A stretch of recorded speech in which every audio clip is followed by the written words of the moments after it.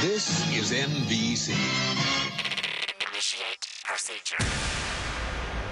Okay, the MJ Radio Network. We are go.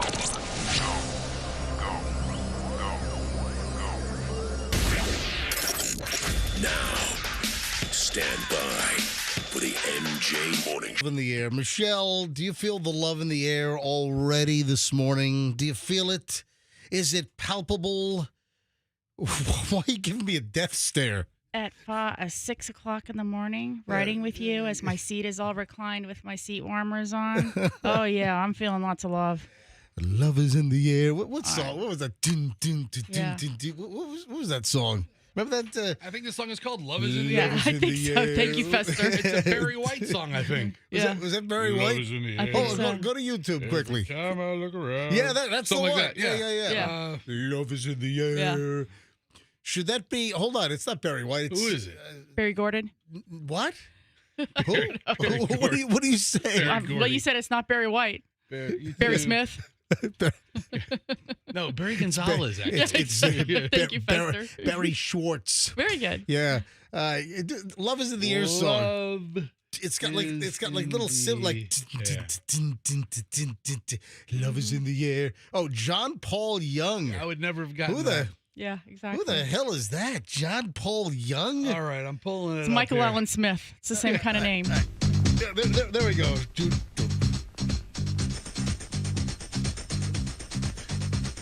Love is in the air. Yeah, this is it. Everywhere I look around. Yeah, why do I know this thing? I mean, I've heard it a bunch of times, but I've never really placed it with anybody. that was a stupid question. Why do I know this thing? Because it was a song. It's a hit song. No, but I'm trying to. Let me be a little more articulate. Yeah, play more. Why do I know this thing? Well, go back to the beginning because I like the. I do like the intro. I like the dum dum dum dum dum dum dum dum dum dum. Again. No, let me be a little more articulate. It's like, was that used somewhere other than it was just a song on the radio in 1978? Love is in the air. Go hit it again. Yeah, it's been used in like Febreze commercials. Here we go. All right.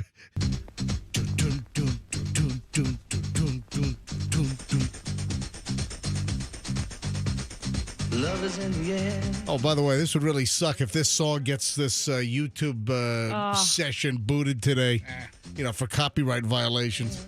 John Paul Young?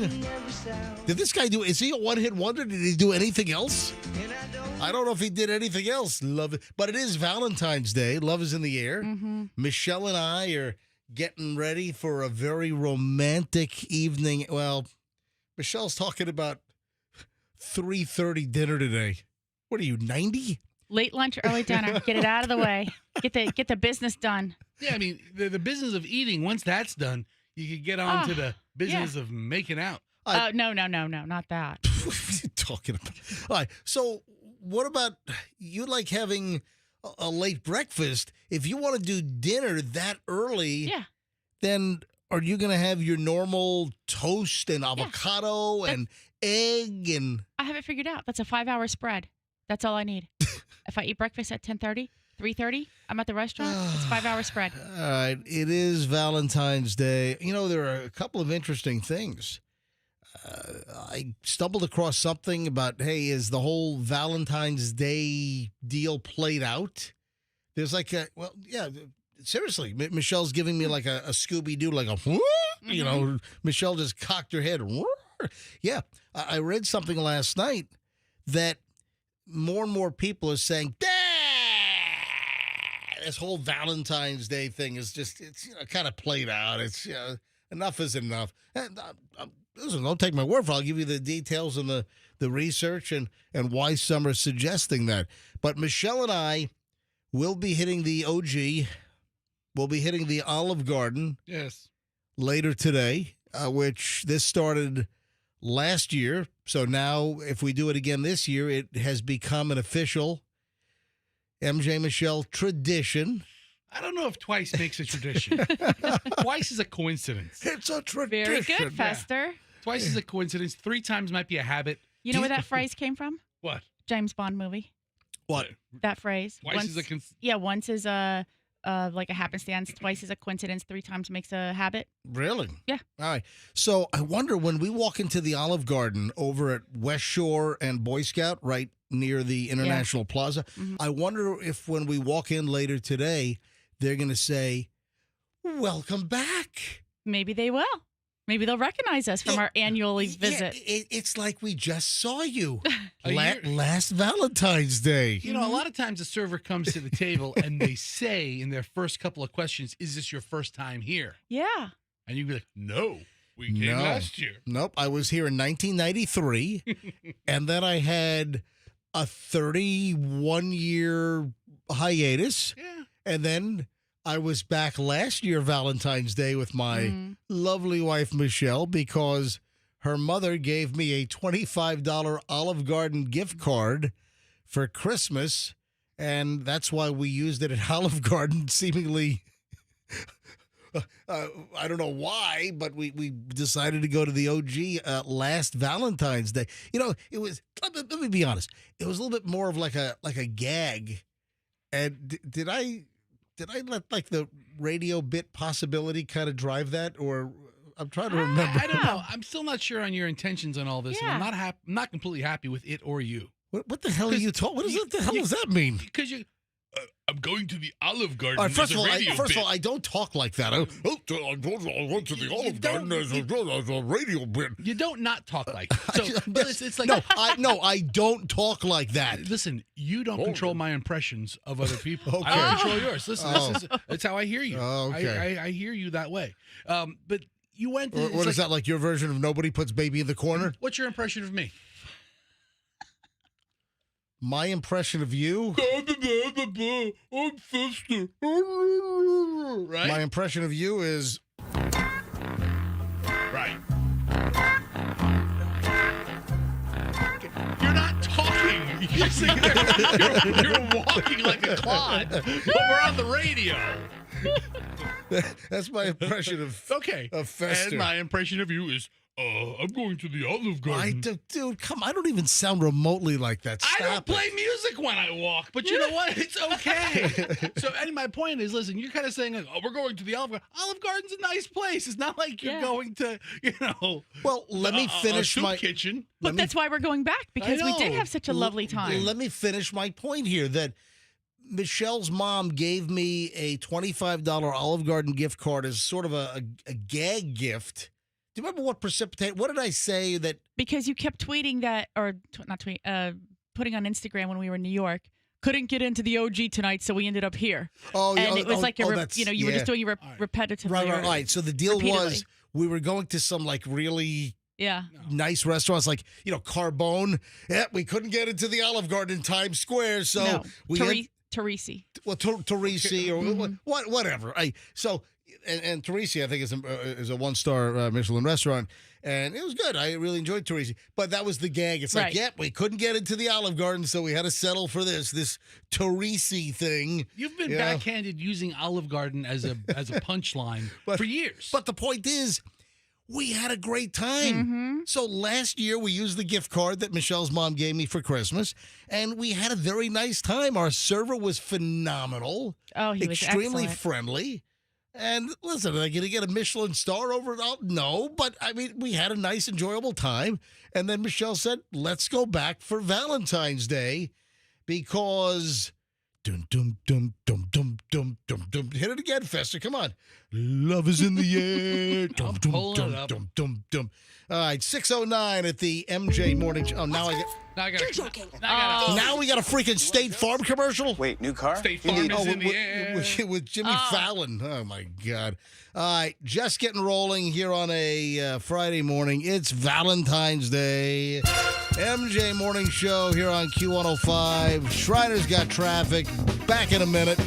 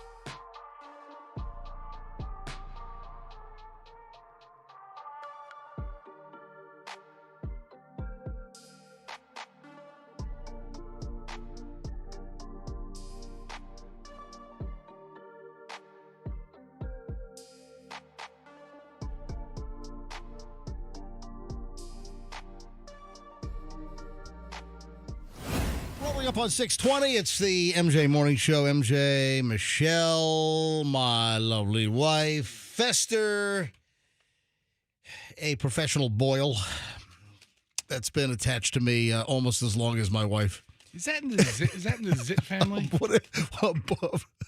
What did I say? A professional boil. Yeah.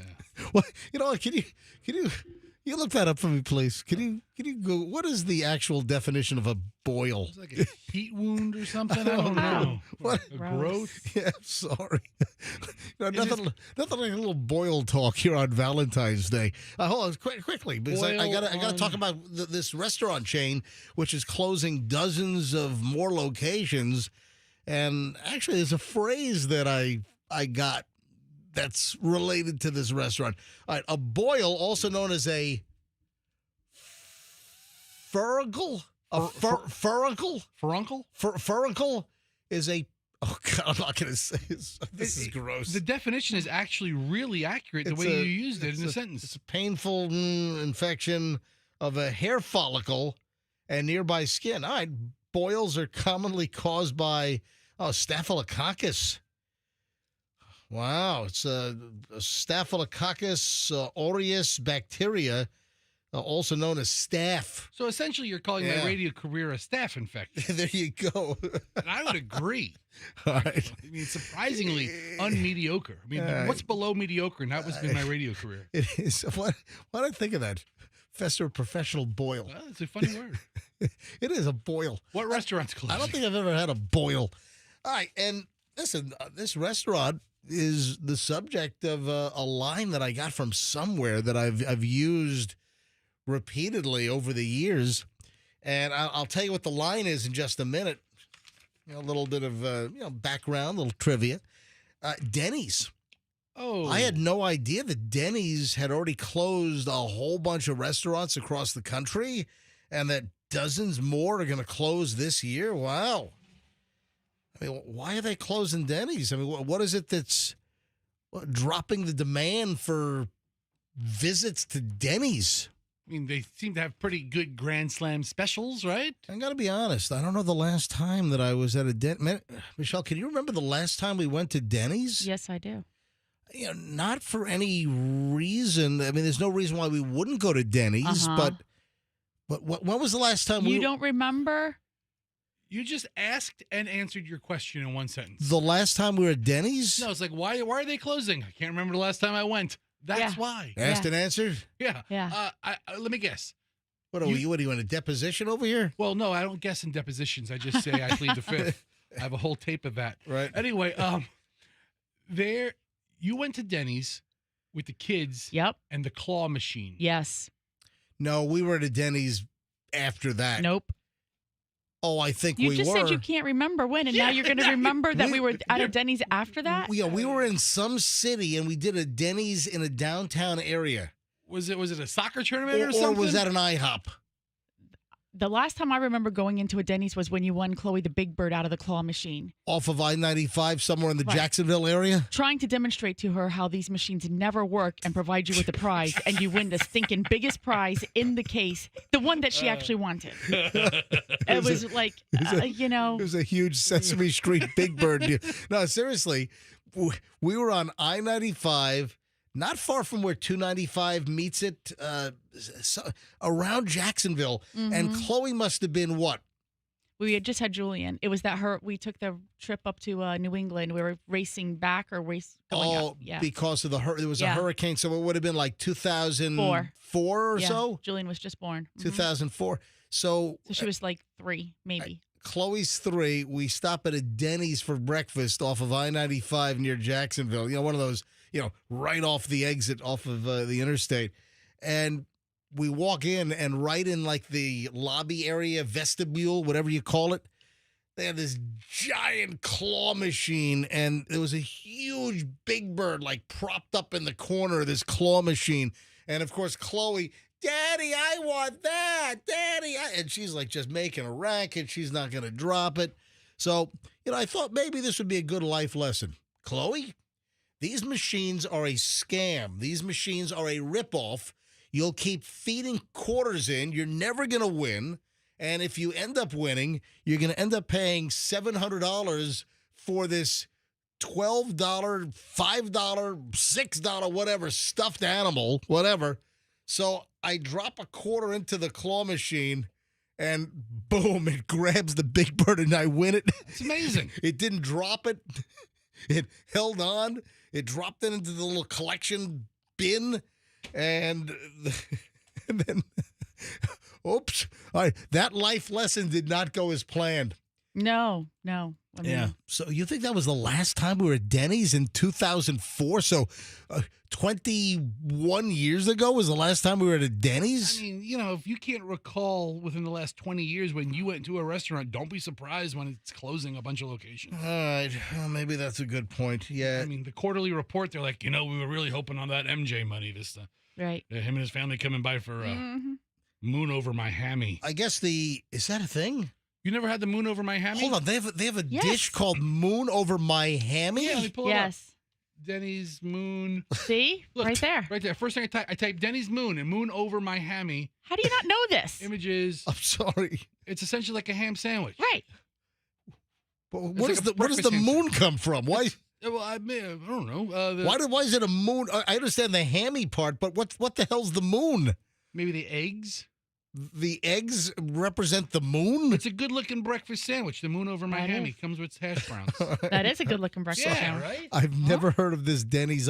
Anyway, Denny's had already planned to shutter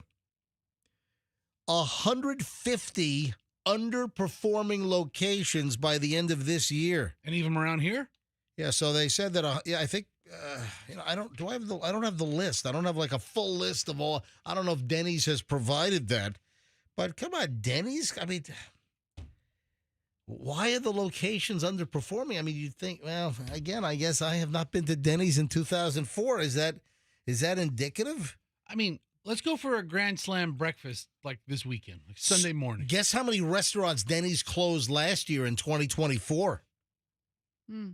Another 100 of them?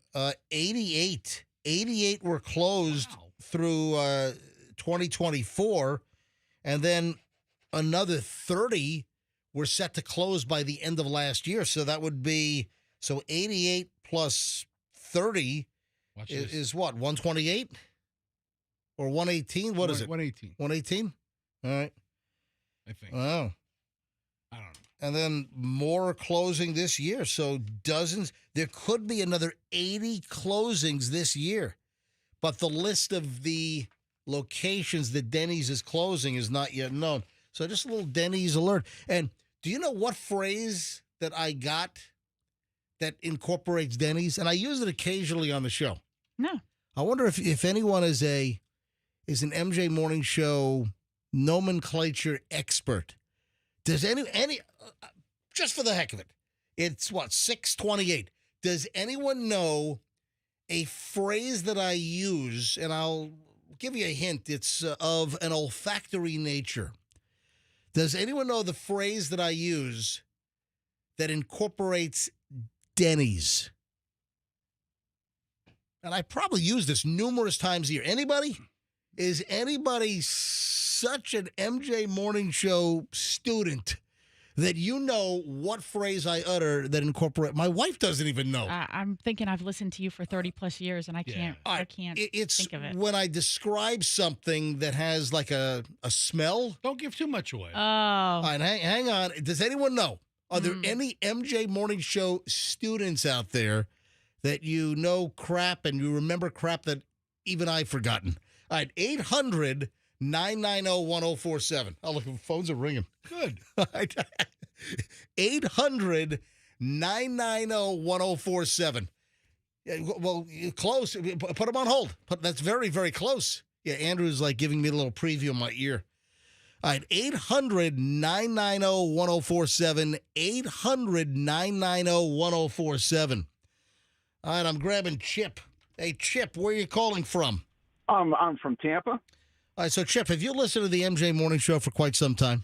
Yes, I do. I drive a garbage truck, so I'm on every morning. Oh, That is phenomenal. All right, so what is the phrase that I utter regarding Denny's? It's like Denny's dumpster juice. You're very close. Yeah, that's Yeah. that's Or that, dumpster funk or whatever. That's you it! put. Holy crap! The that is- funk. that is it. Chip, Ding, ding, ding. ding, ding. Yes, ding, ding, ding, ding, ding, ding, ding, ding, ding, ding. Yeah, it's Denny's dumpster funk. When I'm describing something that has like a rancid odor, Just awful. it's Denny's dumpster funk, and There you go. I can't remember where I came up with that, but what is the definition of Denny's dumpster funk? It is the You don't even need a definition. It kind of describes itself. yeah, it's like a hot July or August day, and you park back in the parking lot near the dumpster, and there's Leftover moons from my hammies. And Half-eaten Grand Slam breakfasts, all that stuff. But also, if you're a garbage truck driver, the fact is that there is that dumpster juice. It's the yeah, it's its own color. It's unique. It's, Oh! it's the 65th Crayola color. Oh my Dumpster God. juice. This guy's a I comedian. mean, but MJ, how crazy is it that a professional garbage truck driver got the dumpster question? This is fantastic. You know what? This is a sign. I ought to play the crotchety old man dumpster phone call. Yes. Yeah. Yes. Hey, have you ever heard that, Chip? Yes, I have. I remember I met you years ago with BJ. Signed actually one of the cassettes Oh my God. That is at like a Turtles or something like that. that is Records. fantastic. Where are you? What's your route today? What part of town? I'm over in North Tampa, right off of Bierce and North Boulevard. Do you work for a private company? Or you work for a Yeah, I municipality? work for a contractor Gotcha. Like for Hillsborough County. okay, like you work for waste management or No, Republic Services. oh yeah. Are those the blue trucks? Yep. Is that what was BFI? Is BFI still around? I think that was Progressive. All right. Well, that's where And Flow. now it's like Waste Connections or That's something. where Flow works. All right. Hey, hey, Chip. Thank you very much, buddy. I appreciate Thanks, guys. See you, Chip. it. Look at that. It's 6:30 in the morning. I'm like, hey, where did I get what phrase is related to Denny's that I utter? The All right. garbage man So knows. Denny's dumpster funk is that smell near a dumpster that just has all kinds of nasty dumpster juice in the bottom on a hot August morning. Oh, so bad. Hot August afternoon. That's Denny's dumpster funk. Or can you imagine? How about a fresh squeezed glass of dumpster juice? Would you like that with ice or without ice? With as much ice as you can put in it. All right. You know what? I'm going to whip out the dumpster phone call from the crotchety old man, and we'll get to that. If you haven't heard this call or you haven't heard it in a while, we'll play it at about 7 o'clock. So I think I'm going to play it right at 7 o'clock because I've got morons in the news coming up next. So I don't want to get in the way of that. All right, 6:33 at the MJ Morning Show. That's amazing, Chip. Thank you. Chip made my day. I can go home now. I can just go home now. All right, let me tell you about the Holland Group.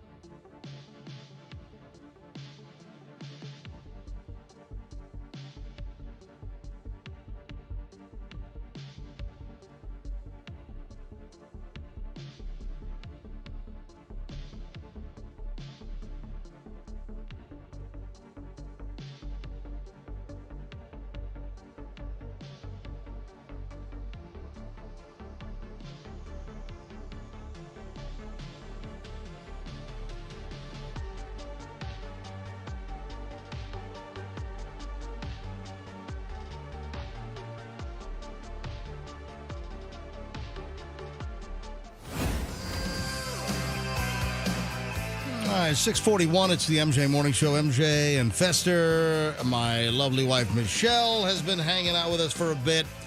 Before we dive into the morons, Michelle wanted to update the breakfast situation and why I have not been to a Denny's in a very, very long time. Hi, Michelle. Would you like to espouse? Well, I think that Denny's is most known for its breakfast, right? Like we tend to associate it with breakfast food, going out for breakfast. No, I associate Denny's with a USDA Prime perfectly marbled ribeye. Is that so? They do have pretty good steaks in the evening. I'm sure They got good burgers. Sure they do. Good meals. All right, go ahead, Michelle. But you are not a breakfast person, and you will always insist on going with us. And when I say us, I mean me and Chloe, or Chloe and I. And so when we get to the restaurant, and Chloe and I will order, and then the waitress will look at you and say, "How about for you?" And you go, "Hey, honey buddy. Hey, sugar. What for you?" "I'm just an observer." That's what you say to the waitress at a breakfast place? Yes. I'm just an observer? Yes, I'm just here to observe. Like you're a court mandated Yes. supervisor of a child's visit? But then what happens is the food gets delivered, and who cannot resist picking off of mine and Chloe's plates, and it drives us bonkers. I mean, we're going to fork your hand one day because you just reach over and you start grabbing food. Are you going to say fork you? And then maybe fork me right in the hand? Uh-huh. Why don't you get your own meal so you could fork yourself? You know what? Go fork yourself? Absolutely. Buy something. All right, so the deal is maybe it's because of my occupation, and I've done morning radio for so long, because I've been involved in morning radio since 1989. And I worked on a couple of morning shows before I branched out to start my own morning show. So maybe it's the fact that I am working during the morning hours that I'm trying to remember prior to my morning radio career if I had any kind of a regular breakfast schedule. I don't think I did.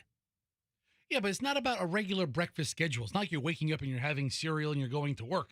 MJ, going to a restaurant for breakfast is, a luxury of sorts. You know? Yeah. Yes. Hold on. What do you Oh mean? my gosh. What do you mean a luxury of sorts? Because you go on days you don't work. You Right. know, I mean, I'm not going to any restaurant today for breakfast. No. And I didn't go yesterday. But Sunday morning or Saturday morning, late morning, or maybe you beat the church crowd getting in there. No way. Yeah. Festive Sunday morning up at the Lark. Yeah. Yeah. And what don't you have to do when you go out to eat, Fester?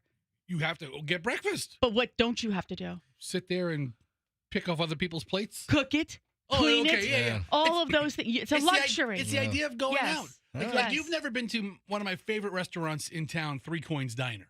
Oh, where's that? On Nebraska Avenue. 24 hours a day. I have never been to. Is it like a Greek diner? It might be. All right.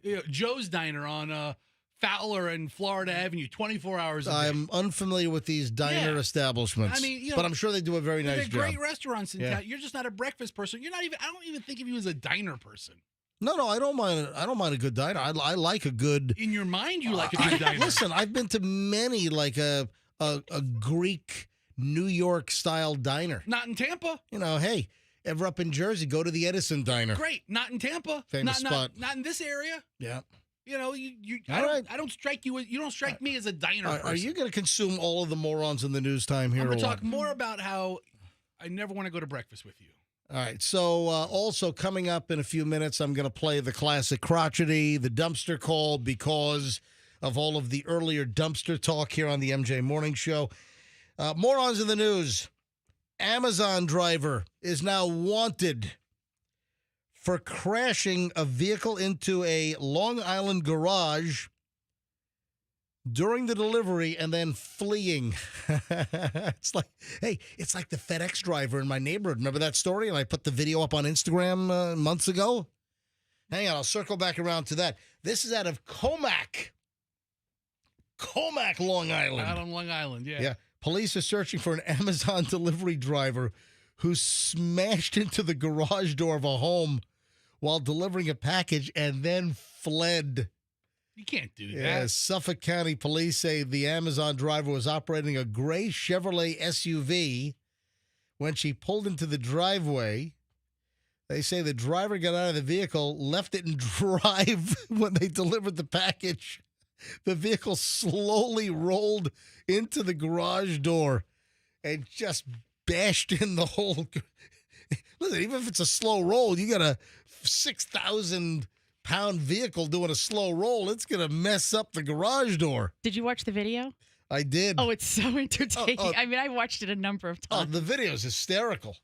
Yeah, Fester, you haven't seen the video yet, I Fester? haven't. I'm pulling it up. Yeah, bring the video up. It's very, very, very funny. So after dropping off the package, the Amazon driver is seen taking a photo. You know how they're supposed to take a photo for verification Right. purpose? Oh, look, you can't claim that we didn't drop your package off. We got a photo of us dropping off the package.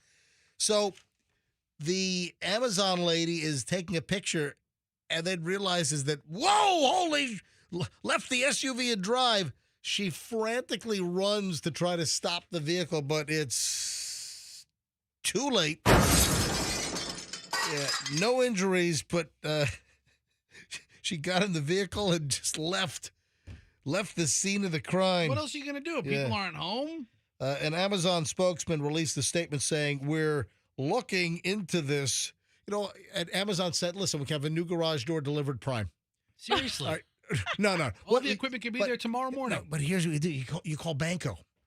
Folks, if an Amazon driver smashes into your garage door, you call Banco Overhead Doors, and they'll fix your garage door. Yeah, Banco. You can bank on Banco. BancoDoors.com. Little free bonus commercial for Banco, the best garage door company around. I mean, first you have to bank on an Amazon driver slamming into it, but then call Banco. And, of course, there was the FedEx incident in my neighborhood. This is Feels like a year ago. I don't think it was quite a year ago. But if you want to scroll down in my Instagram feed, look for the FedEx truck and the mailboxes. And this is great video. The FedEx driver, who was not driving a FedEx ground truck, apparently they didn't have enough trucks. They had a rental step van. So it was some rental deal because it was not marked, but it was FedEx ground.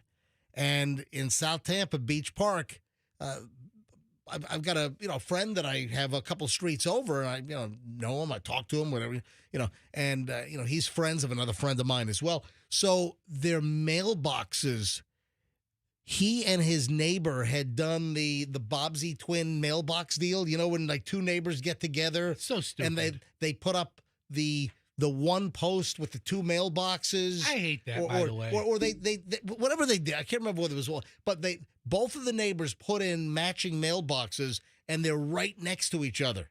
The way the lots are, the way the driveways are, they both put in the same exact mailbox right next to each other. And I noticed that they'd put in these new mailboxes, and like 2 days later, I'm doing one of my walks because I walk every day in the neighborhood, and the mailboxes were all janked up. One was snapped. Oh no, it wasn't. It was two separate. It was two separate posts, two separate mailboxes, but they're identical, and they were nice looking, heavy metal mailboxes with the address and the number on them. Not that heavy. And so I noticed during my walk, wow, look at this. They put in some new mailboxes, and the dirt was fresh around the base of the mailboxes where they were sunk in and concreted into the ground. And then I noticed these great new mailboxes. A few days later, they're all janked up. They're like destroyed. One is all off kilter and hanging by a thread. The other one was completely snapped off. And it turned out the FedEx driver left the FedEx van in drive while they ran to the back of the vehicle to get the packages to deliver to the house. It happens a lot more often than you think. So the guy in my neighborhood says, hey, I've got it on video. I'm like, really? And I'm smelling content right here. I'm sniffing 100,000 views easily on Instagram. So I said, hey, can I get the video? So I roll into his living room, and he brings it up on his, his security system, puts it on the big screen TV in the living room, and I'm just holding my camera phone. I'm just videoing it right off the screen, and the video is on my Instagram. It's Certified MJ Radio, and it's hysterical. The FedEx driver, he leaves the van in drive, goes to the back to get a package, and then realizes, oh, no, we're moving. So you can see him. He's racing to the front of the van because the security camera caught him from the side view. You can see him running to the driver's seat to try to stop it, but it was too late. The FedEx van just barrels into these two brand new mailboxes, and the mailbox on the left, the mailbox pops off and like a grape. It's like it gets spit out into the driveway, and then the driver fled. So like the Amazon driver up on Long Island, the FedEx driver fled the scene, and he comes home, and his mailbox is all jacked. The neighbor's mailbox is all jacked. These are brand new. Like it's like a $1,500 mailbox job. This wasn't some It's a pretty nice mailbox. This wasn't some Home Depot, $39.99, lightweight aluminum special. No, these are nice mailboxes. So it looks at the video and it sees the mailboxes, and the FedEx driver fled, and then the FedEx driver does come back. Well, he went back to the depot, and the boss is like, what the hell happened to your truck? Exactly. So the rest of the story is that the driver, and it was, he found out and told me, it was the FedEx driver's first day on the job. So he jacks the mailboxes, jacks the whole front grille of the FedEx vehicle, and goes back to the depot. And apparently the boss said, what the hell happened to your truck? And he says, well, I left it, rolled into mailboxes. Well, where's the information? He said, I didn't leave any information. I fled. And the boss at FedEx ground says, go back to that house. And so the driver had to go back, like at the end of the shift after he was done, and say, yeah, I'm the FedEx guy. I smashed into your mailboxes. And then FedEx, paid, and now they have, new mailboxes. So that's the That's the FedEx mailbox story. And the video, if you scroll down, I don't know, a couple of months worth, you got to scroll down and you'll see it. You'll see the box truck. It doesn't say FedEx on the side. It was just it was like a rental truck because they must have had, too many routes and not enough trucks or whatever. But, man, it's hysterical stuff. 6:53 at the MJ Morning Show. I didn't even get to all the great morons in the news. Here's what I'm going to do. I promised the classic crotchety dumpster call. And we'll get to that coming up in the next segment, so stand by. Also, I still have great morons in the news. So you know what? I'll do a chunk two in just a minute here on the MJ Morning Show on Valentine's Day. Oh, there's the Kanye update coming up as well. Holy crap, that's a big, big story this morning. If you don't know the new Kanye West news, so stand by.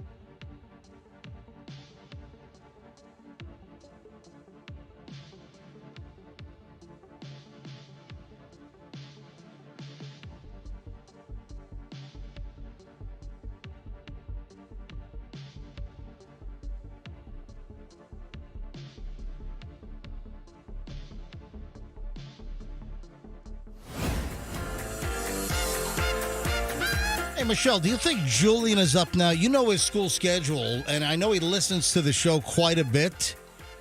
Friday morning at 7:01, 7:02. Do you think Julian would be awake now? He might be awake, but he has no classes on Friday. Yeah. I know. He worked that schedule out nice and... No. I worked I'm that sorry. schedule. I'm sorry. Mommy helped work out the classes on Friday schedule. Nothing's wrong with that. Right. Hey, Julian, if you're listening, just drop me a text. Just let me know if you're listening, because I've got this fake ID story that I just want to get some college clarification on. Now, I'd call Chloe, but I'm guessing Chloe is probably asleep because... No, look, she went on a little road trip this weekend. Oh, she pulling a roadie? Yeah, she got the day off from work today. Chloe's on a road trip. Where's she going? Wait, can I just give a big shout out? Yes. Her coworker. Uh-oh. This is his commute time. Hang on a minute. Shout out alert. Yes. Danny Goldstein, longtime MJ Morning Show listener, works with Chloe. We love you, Danny. Thanks for listening. Hold on. Did you promise him a shout out? We did. Did he pay you? Chloe did. Whatever. I hope he's in the car and driving right now, because he literally has like a 7-minute commute. We typically don't do shout outs. I know. Yeah, this is not your shout out morning show. Yeah, I'd like to give a shout out to my baby mama in Plant City. But I do. I give shout outs. As promised, let me just roll this classic crotchety call. If you missed the impetus for this call, earlier today, first couple of segments, we were talking about Denny's. And Denny's is on a tear, closing restaurants all over the country. And they've closed a bunch. There's a whole spate of additional Denny's that are underperformers that are going to close this year. And this is at 6:20 this morning. This is, almost an hour ago. And I'm like, regarding Denny's, what phrase do I utter regarding Denny's on this program? And this dude calls up and he drives a garbage truck. And he's like, yeah, you talk about the Denny's dumpster funk. Yeah, and that's it. Chip called in and said, yeah, you. So when I talk about something that just smells bad, I refer to it as Denny's dumpster funk. And it's that smell that a dumpster has behind a Denny's or, any place that's like a restaurant where the dumpster just has that dumpster juice funk smell. And it's like, ugh. So he knew that I used the term Denny's dumpster funk. And when talking about Denny's closing location, anyway, you get the picture. And I said, you know what?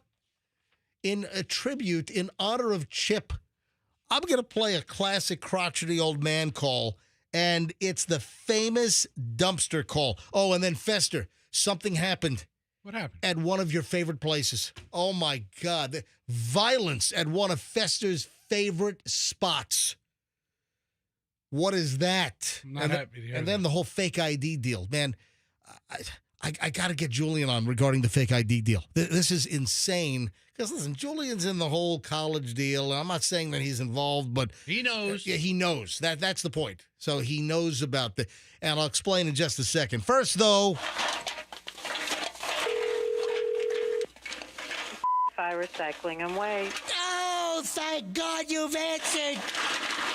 I'm stuck in one of your dumpsters. In the dumpster? I'm stuck in one of your dumpsters. I was collecting aluminum cans like you hear right now for recycling. You know, I can get 16 cents a pound. I can make 70 to 80 cents a day. And I got stuck in one of the dumpsters, and I can't get out. Sir, let me transfer you to dispatch. Thank you. Hurry up. I might die in here.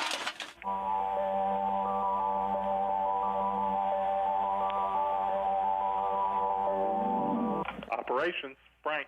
Oh, thank God you've answered. Frank, I'm stuck in one of your death trap dumpsters. How did you get in the dumpster, sir? I'm collecting aluminum cans, and I climbed in, I leaned over, and I fell in. Excuse me, push the top of the dumpster open and climb out. I'm trying. I can't reach it. What is your location, please? What? What is your location? I think I'm at the Denny's.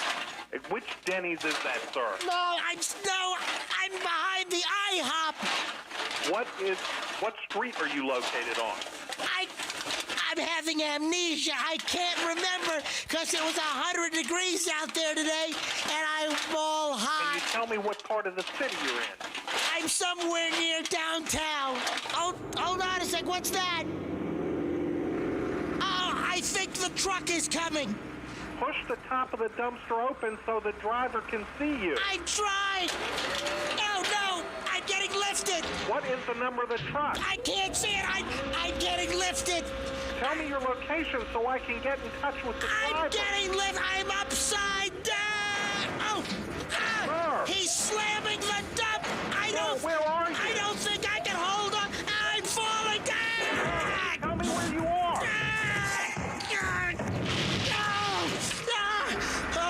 I'm in the dumpster. I was tossed in the back of the truck. I think it stopped. Whoa! Where are you, sir? It's starting to compact. Tell me where you are. I don't know. Oh, my God, come on. Tell me where you are. You got to climb out of there. He's compacting the load. Try to climb out. I'm trying. Attention. Oh, my God. What are you doing? Can't move. Getting wedged. Get out of there. I can't. You got to get out of there. Oh, my God. Get out.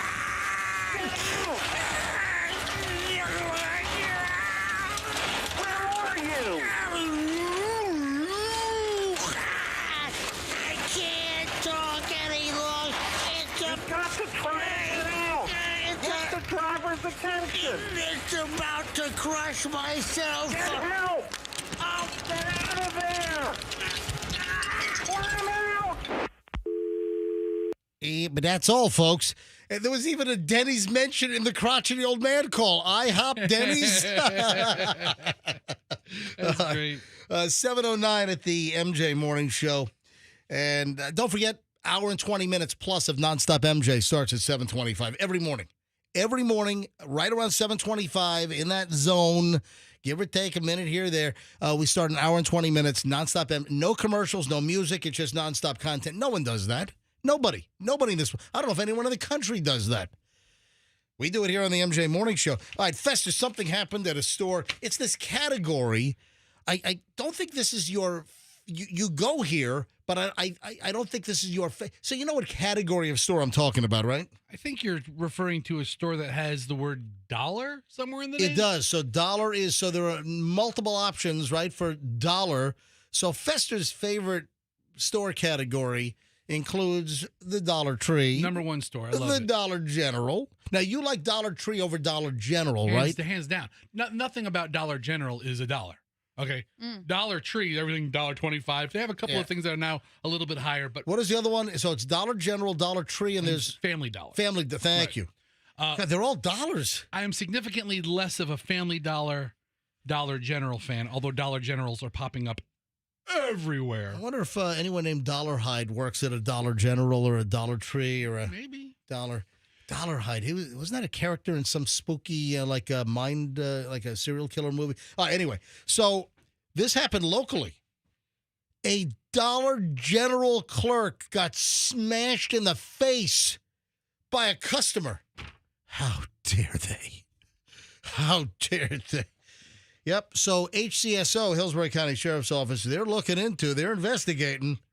They've got the detectives on the case. A Dollar General clerk got punched in the mouth by a customer. What the hell? What are you thinking? Come on. Sometimes, man. Yeah, this happened on February 6th. Amber Heflin, she was working at the DG. That's the Dollar General. That's right. Yeah, this was in Temple Terrace, when apparently somebody they recognized walked in. I mean, it's not like somebody. Yeah, the clerk at Dollar General said, "Yeah, this is a guy that I've seen many times." In fact, she did an interview with Fox 13 and said, "This guy's in my store 2-3 times a day." What kind of life are you leading where you're in Dollar General 2 to 3 times a day? Okay, hold on now. Listen, am I judging? No. Am I judging? But let's try to figure it out instead of just asking a question. What kind of, is this person like, He wears the same clothes. I've been working there since November. He's in every single day. Okay, so, and nobody's been able to find this dude. Maybe he's homeless or something. Yeah, that's what I'm saying. Yeah. I mean, what kind of life are you living? You're living the homeless life. Right. Yeah. To get out of the heat, you go into a Dollar General, which, I understand where she's coming from. This guy comes in every day, 3-4 times a day. So that particular day, the guy tries to buy some stuff with a food stamp card that got declined. Is that like the EBT card, right? I guess, yeah, sure. Yeah, so surveillance footage caught it. Yeah. I mean, she got and her teeth are damaged too, like her oh my God. Yeah, I mean, I feel awful for this woman. Yeah, she got some 2 teeth. We got to start a Go Tooth Me account. Yeah. Like a GoFundMe, but you got to go Tooth Me. Yeah, Go Tooth Me. Help dental repairs. Yeah. So her general manager asked the guy to leave. He got upset, started making threats, and then punches this poor woman in the mouth and knocks out like 3 teeth in her lower jaw. Yeah. Knocks out 3 lower teeth. It's terrible. I mean, look at the bright side. That's a jaggedy mess there right now. Oh my gosh, that's awful. It is terrible. I feel terrible for her. So are we still looking for this guy? So yeah, they're looking for the guy. So the store surveillance video, it caught the attack. The unknown vagrant or whatever knocked out 3 of her teeth. A 4th toothless is severely damaged. A dentist told her it's going to cost about $15,000 to get everything fixed. Tell you what, that's where Dollar General steps up and forks over the $15,000. Yeah, right. To get her. Listen, this is a hazardous duty. Right? Shouldn't Dollar General? If I got punched on the job by an irate customer, unprovoked, exactly, only doing my job, all because the EBT card is turned down, it's declined, and then you get smashed in the face. Yeah, Dollar General needs to step up and get this employee's teethuses fixed. We'd like to give her $1 toward the fund. From Dollar General. Yeah, Dollar General. I mean, MJ, I don't know if You know, they noticed. might have some novelty teeth on, like something like the toy rack in the back or something. You know, no, all kidding aside, Dollar General needs to step up and get Amber Heflin's teethuses fixed. Also, we kind of need to catch old homeless guy over here. Yeah, we need to find the guy that smashed her in the mouth. This guy's obviously, not playing with a full deck, and he's a danger to other people. Who else is he going to hurt? He could hurt somebody even more severely. Watch out, Dollar Tree employees. Be on the lookout. So she said that she would like to go back to work, but until the guy is caught, she told Fox 13, quote, until the dude is caught, I'm not comfortable being there. Right. That is unbelievable. So she posted the surveillance video on the Nextdoor app, which, that's pretty big these days. And she's hoping that somebody recognizes the guy. So Fox 13, they tried to reach the family or the Dollar General people at the main office, and they said, yep, get a hold of the Hillsborough County Sheriff's Office. Listen, the detectives at HCSO do a wonderful job. They're going to find this guy. Absolutely. Unless he, got on a Greyhound bus and fled the state to Alabama or something. They'll find him. They'll find him. I mean, if he has an EBT card, he's certainly identifiable by some measure. Who swiped unless it was stolen, but they know who swiped the card and how it was declined and what name it was attributed That's just a terrible, terrible story. All right, let's talk about fake IDs. Okay. And I'm not... What? Hold on, Michelle. What do you give me a look for? I don't know where you're going with this story. Hold on. What you're giving me like a look? She made a hand gesture too, like the hand gesture. Listen, our kids. Chloe graduated college a little over a year ago. Julian's at school now, and of course, they know people that have had fake IDs. They do. They might have had fake IDs themselves.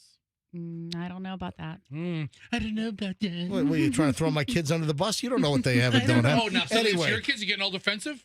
So listen to this, and I've seen some of these fake IDs. Oh, Chloe didn't have a fake ID that said Becky Jones on it. They don't do fake names. They do real names, fake addresses. Oh. My question is, how do these purveyors of fake IDs, how do they make them look? What machines, what devices are they? They're even putting like the holograms and the watermarks. How the hell does anyone know? So the reason why I'm bringing this up is a 26-year-old guy has been busted for making 30,000 plus fake IDs. Oh my gosh! What if Chloe used this guy? No, I'm kidding. I don't. Listen, where was he out of? If your kid's in college, they've got a fake ID, all right? Oh, my God. Listen, does anyone know, seriously, how do they make, where do they get the equipment? How do they get the proper templates? Right. How are they does anyone know? I'd love to know. How are they making these fake IDs, these fake state driver's licenses that look amazingly real? And I don't think they get by TSA at the airport. No, but they're getting by, the bouncers at the bars, right? All right, and the servers at the restaurants. Hey, seriously, if anyone knows, how are these fake ID kings? Hey, and if you've got a high school kid or a college kid, trust me, they know somebody who is the fake ID connection. All right. Who knows? How are they doing these things? 800-990-1047. 800-990-1047. What do you think is going to happen? Somebody's going to come in. Yes, MJ, they have the Idea Maker 2000. They buy it from off of Temu. I'm looking for how they're doing this and how they have all these states and can make them look like the real driver's license. All right, 800, but even... So, all right. Or do they only have one state and everybody's from Wyoming and nobody knows the difference? No, there's tons of different states for all these fake driver's licenses. All right, so this dude, a 26-year-old from Indiana, has been busted. James Watt of Indianapolis has pleaded guilty to money laundering, unlawful production of document or authentication feature. Mm-hmm. So court documents indicate that he worked between March of 2019 and February of 2023 for a public website with the unsubtle tagline, "Your number one trusted source for fake IDs." What? All right. Now, most of the kids, they're not going to a website. It's like they know someone who knows someone. But this guy busted for making 30,000 plus fake IDs.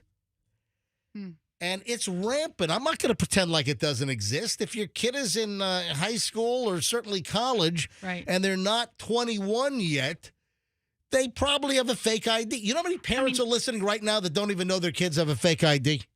Is he buying the equipment from somebody who works at a DMV that has access to it, and it's like, hey, I can, sneak this device, or maybe they're getting rid of some older equipment, and everything is so logged. That's what I want to know. All right, so if anyone knows, fire up the phone. Let me know. 800-990-1047. I want to know how the fake ID business works. 800-990-1047. When we get back, we start an hour and 20 minutes plus of Nonstop MJ. The Kanye mess. Man, what the hell took so long? Oh, there's new Kanye news. Oh, also, there's a Valentine's Day situation that's pissing people off. All right? There's a Valentine's Day situation that's occurring at the office that's pissing off girlfriends, boyfriends, husbands, wives. Yeah, there's a situation. I got a V-Day pile here, folks, here on Valentine's Day. And it's some pretty interesting stuff. So heads up. We are loaded next with an hour and 20 minutes plus of nonstop MJ. So please stand by.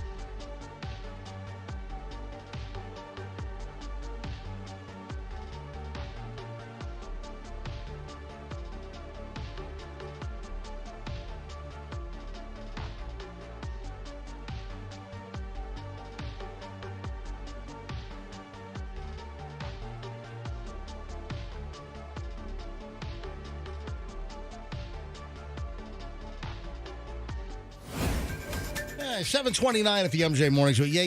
If you're a daily listener, I'm running about 3 minutes late here. Absolutely. Don't worry. You get it back on the other side. Over an hour and 20 minutes of nonstop MJ starts right now. I've got the Valentine's pile. Just a lot of stuff regarding Valentine's Day. You know, love is in the air, blah, blah, blah, blah, blah. The Kanye West situation.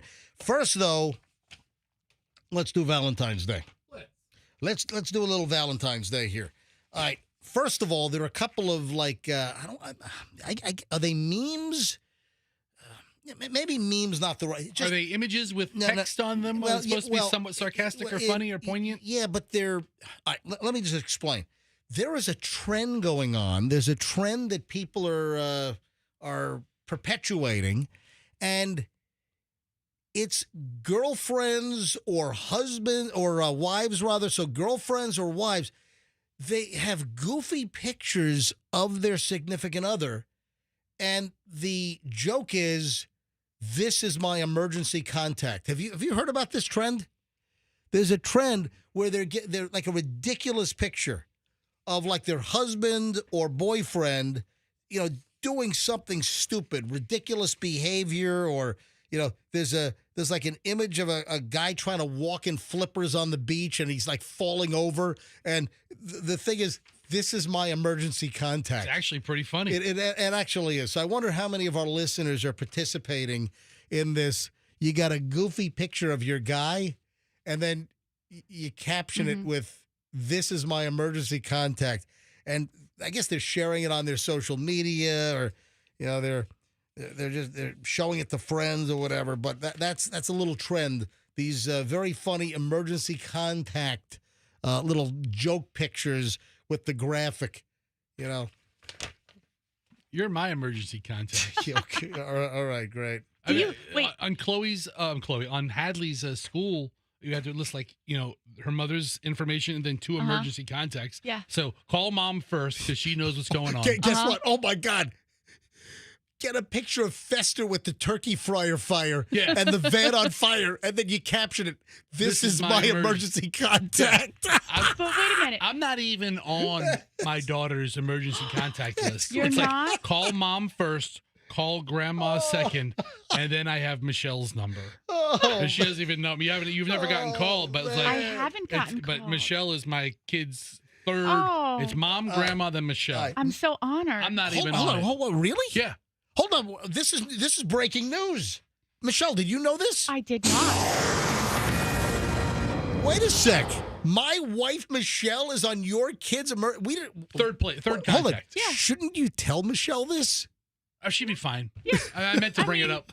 I answer the phone. I answer the phone when people call, right? Yeah. So Fester knows I'm reliable. For your kids, it's your wife, grandma, and then my wife Michelle is. I'm not even on the list. I don't want to be on the list. Yeah. Don't call me for anything. Yeah, look, here's a picture of a turkey fryer fire. Trust me. This is why you don't want Fester on your emergency contact list. All right, the next thing that everyone needs to be aware of. Are you familiar? This is another internet thing that's making the rounds right now. 19. When I say 19, no, 19. Remember that song? No. Hold on, you don't remember the song 19? Come on. Vietnam, it was 19. 19. Yeah. You don't remember that? Oh, Vietnam, it was 19. now. Yeah.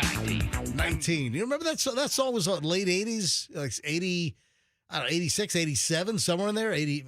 Vietnam, it was 19. All right, so what is the 19 phenomenon? And this is very fitting. It's Valentine's Day. The man that you meet at 19, that's this little phenomenon that's kind of circulating on the internets right now. And the whole, if you were to guess, because you don't know what this is, right, Michelle? I have no idea. Fessy, do you have any idea what this is? No, at the man that you meet at 19. Just take a guess. He's the men you meet at 19. So for women, the men you meet at 19, what do you think this is? Where do you think it's going? That somehow forms your who you end up with, or who the qualities or the characteristics that you either are drawn to, or you always hold some affection in your heart for this person, whether you're with them or there you go. No. You always think back to who you were with when you were 19. No. All right. The deal is, I'm still with who I was with when I was 19. Me too. Both my hands. That's not what I was thinking. Knock it off. Both my hands. Knock it off. They haven't gone anywhere. Fester, Michelle, that's not what I was saying. I am with the person I was with when I was 19, by the way. A person. Well, that's not my hands. That's part of the reason why I'm bringing this up is that Michelle, we worked together at 19. Yeah. No, when I was 19. When you were 19, we were. Yes. I was. You were 38. I'm a little. Stop it. Yeah, I'm a creeper creeping on. I'm 38 creeping on a 19. No, I'm not. Stop it. I'm a few years older than Michelle. All right, so here's the deal. The men and Michelle, I don't know if this is. I don't know if this is gonna change the trajectory of our 30 plus years together. Then don't say it. The question is, how old were you when you experienced your first major heartbreak, and was it 19? If it was 19, welcome to the club. This whole the man you meet at 19 phenomenon has been floating around social media circles now for a while. And essentially, whoever you date at 19 is not your soulmate. Whoever you meet at 19, let me refresh that, is not your soulmate. And the person you meet at 19 might actually be what they call rock bottom. You're my rock bottom? Oh, my God. Yeah. All right. Listen to this. I wish I listened when people said the older guy you meet when you're 19 usually turns out to be the biggest mistake you'll ever make. Well, you The said man y'all date when you're 19 theory is real. If you're 19, stay single. Mm. Anybody agree, disagree? Anybody want to weigh in on this?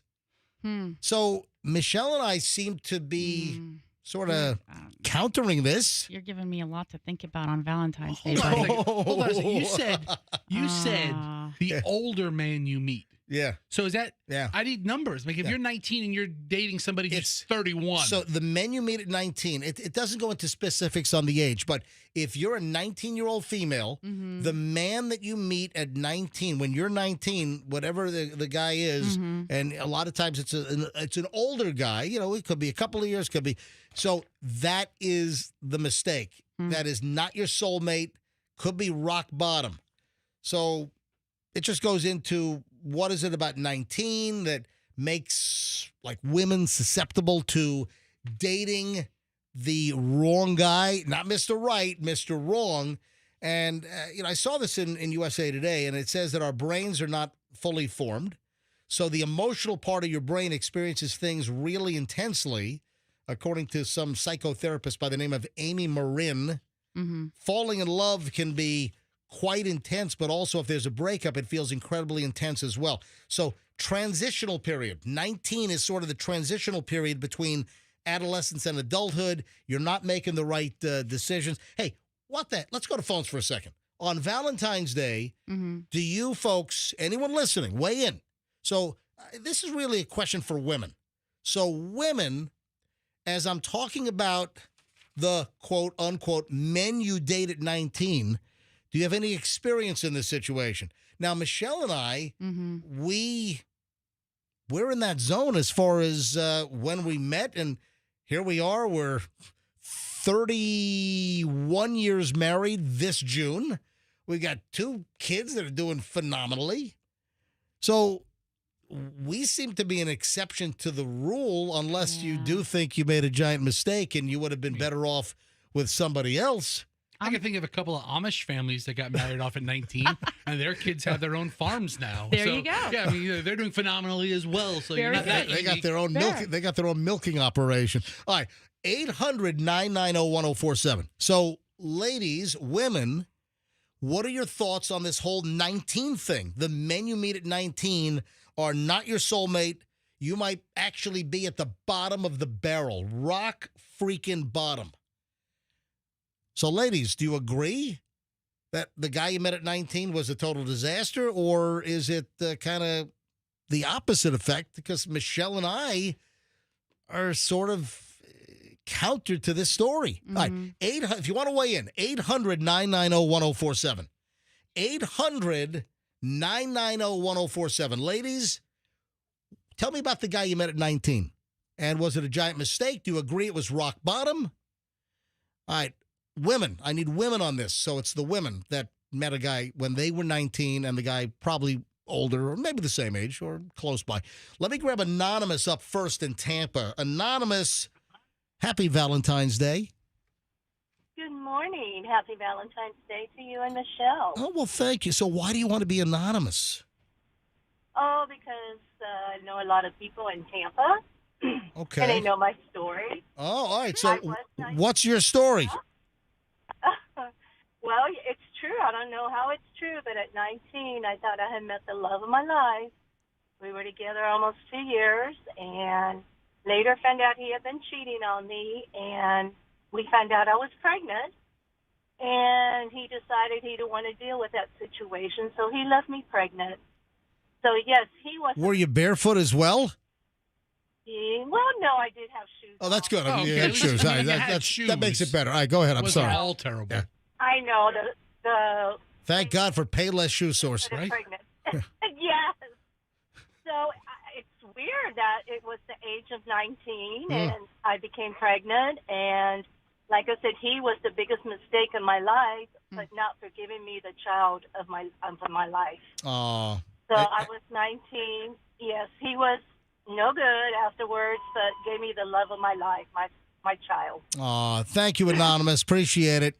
Let's grab Beth in Port Richey. Beth, you're on the MJ Morning Show. Hello. Hey, good morning. 19, 19, Yeah. 19. Fester, what are you shaking your head at? You have to reference an old Vietnam trauma song? I mean, really. Vietnam, he was 19. 19. All right, Beth, go ahead. Tell me what traumatic experience he went through at 19. My husband and I married when I was we met and got married when I was 19. We've been together 33 years, and he's 17 years older than I am. We have 5 kids, 2 grandkids, and we're not going anywhere. Holy crap. All right, so you're the exception to the rule as well. Absolutely. All right. Absolutely. Thank you, Beth. Thanks for the story. Happy Valentine's Day. Thank you. You too. Let's grab Linda, Spring Hill. Linda, MJ Morning Show. Hi. Hi, good morning. I was 19. My father had passed away, and the guy I was dating, I was engaged to, took it harder than I did. So I knew from that moment on that he was a loser. And his father, and the sad part is, his father was still alive. I'm not sure where this call is going. He mourned your father's death, and it made him a loser. Because he took it harder than I did. That makes you. So hold on. So you think that a guy that's too sensitive is a loser? When his father's still alive, yeah, I do. Okay. He had no relationship with his own dad, okay. yet All right. he barely had a relationship with mine and took it harder. Okay. Gotcha. And what's the status now?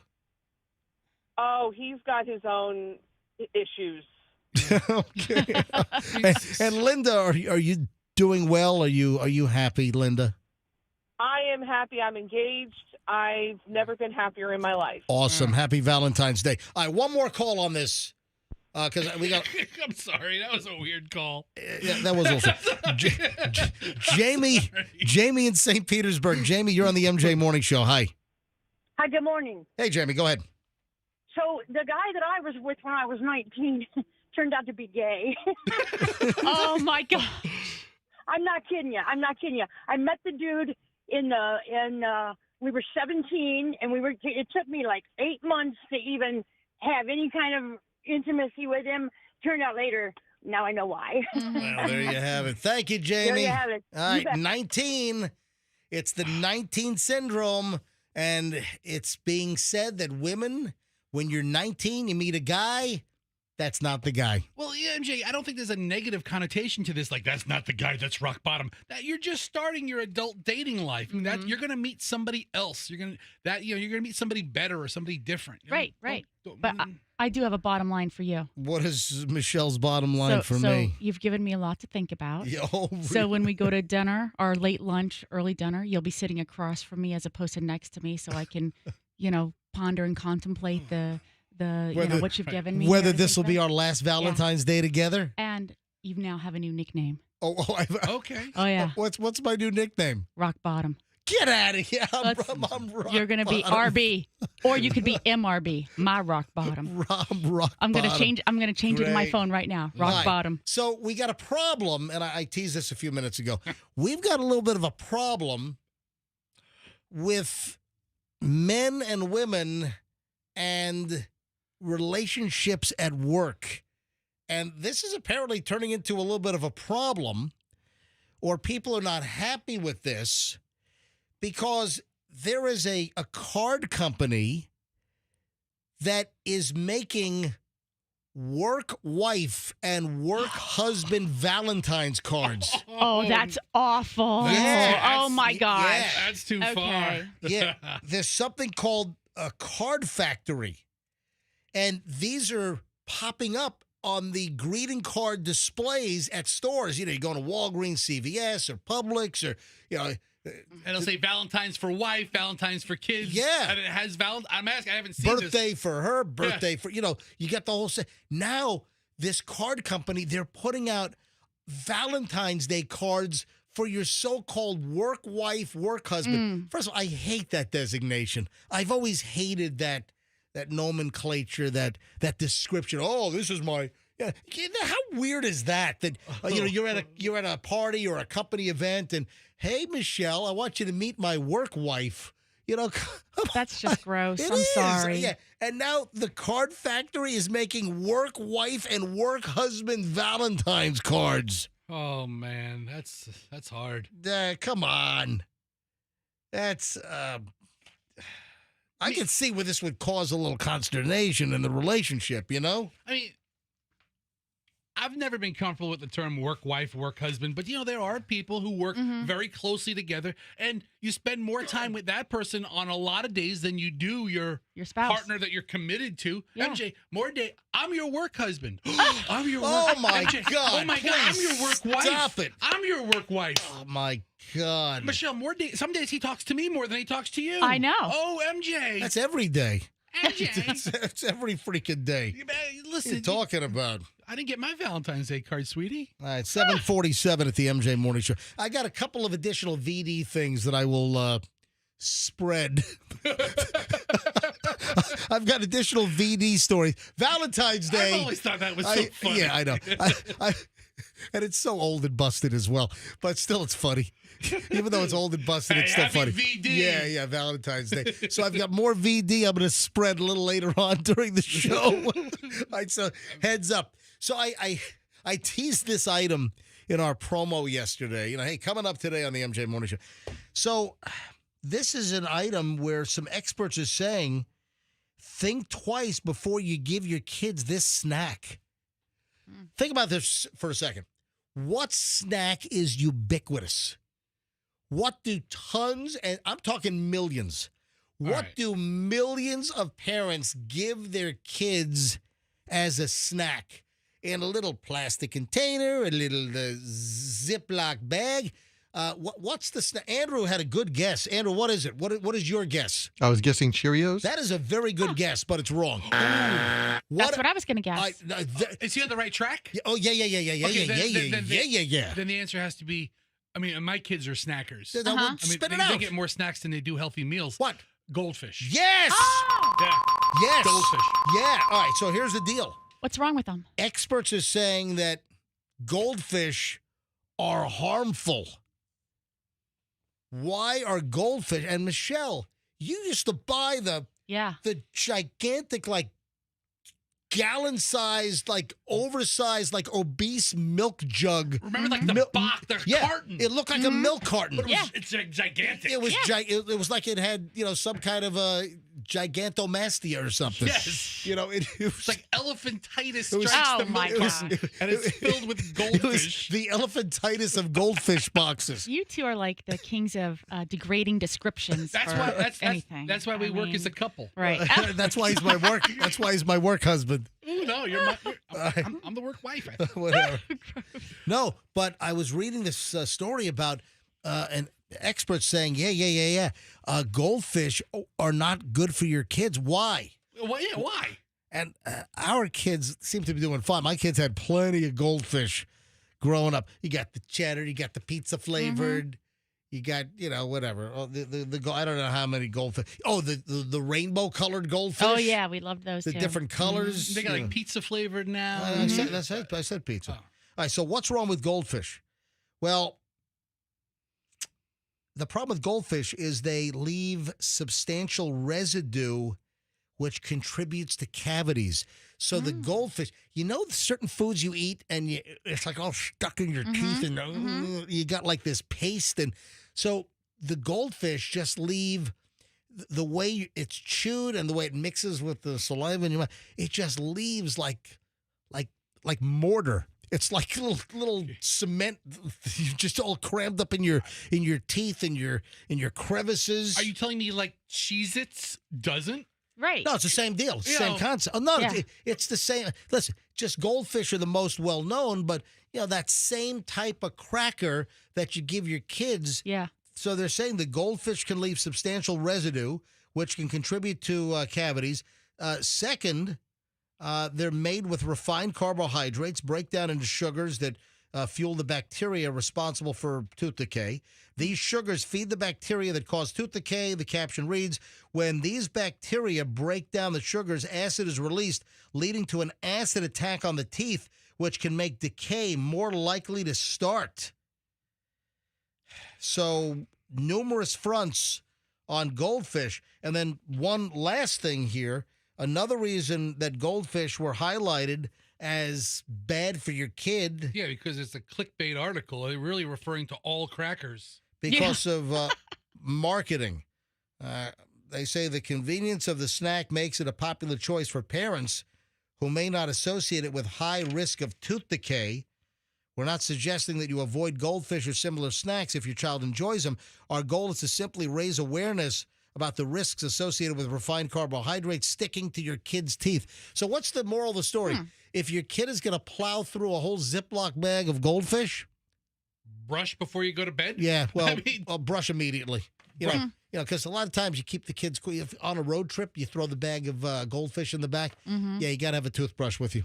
You got to brush your teeth in the back of the car. My child has evolved from goldfish, and now he believes that Lance cracker sandwiches, the toast cheese ones. Toast, rye cheese, toast cheese. Yeah, Captain's wafers. He thinks those are like fine eating. Oh, really? Yeah. Can I have cracker sandwiches? So those are Michelin-rated crackers. Is that One star Michelin cracker. He loves them. Is that what you're saying? But yeah, same thing. You eat them at the end of the night. You wash all that crap out. You brush your teeth.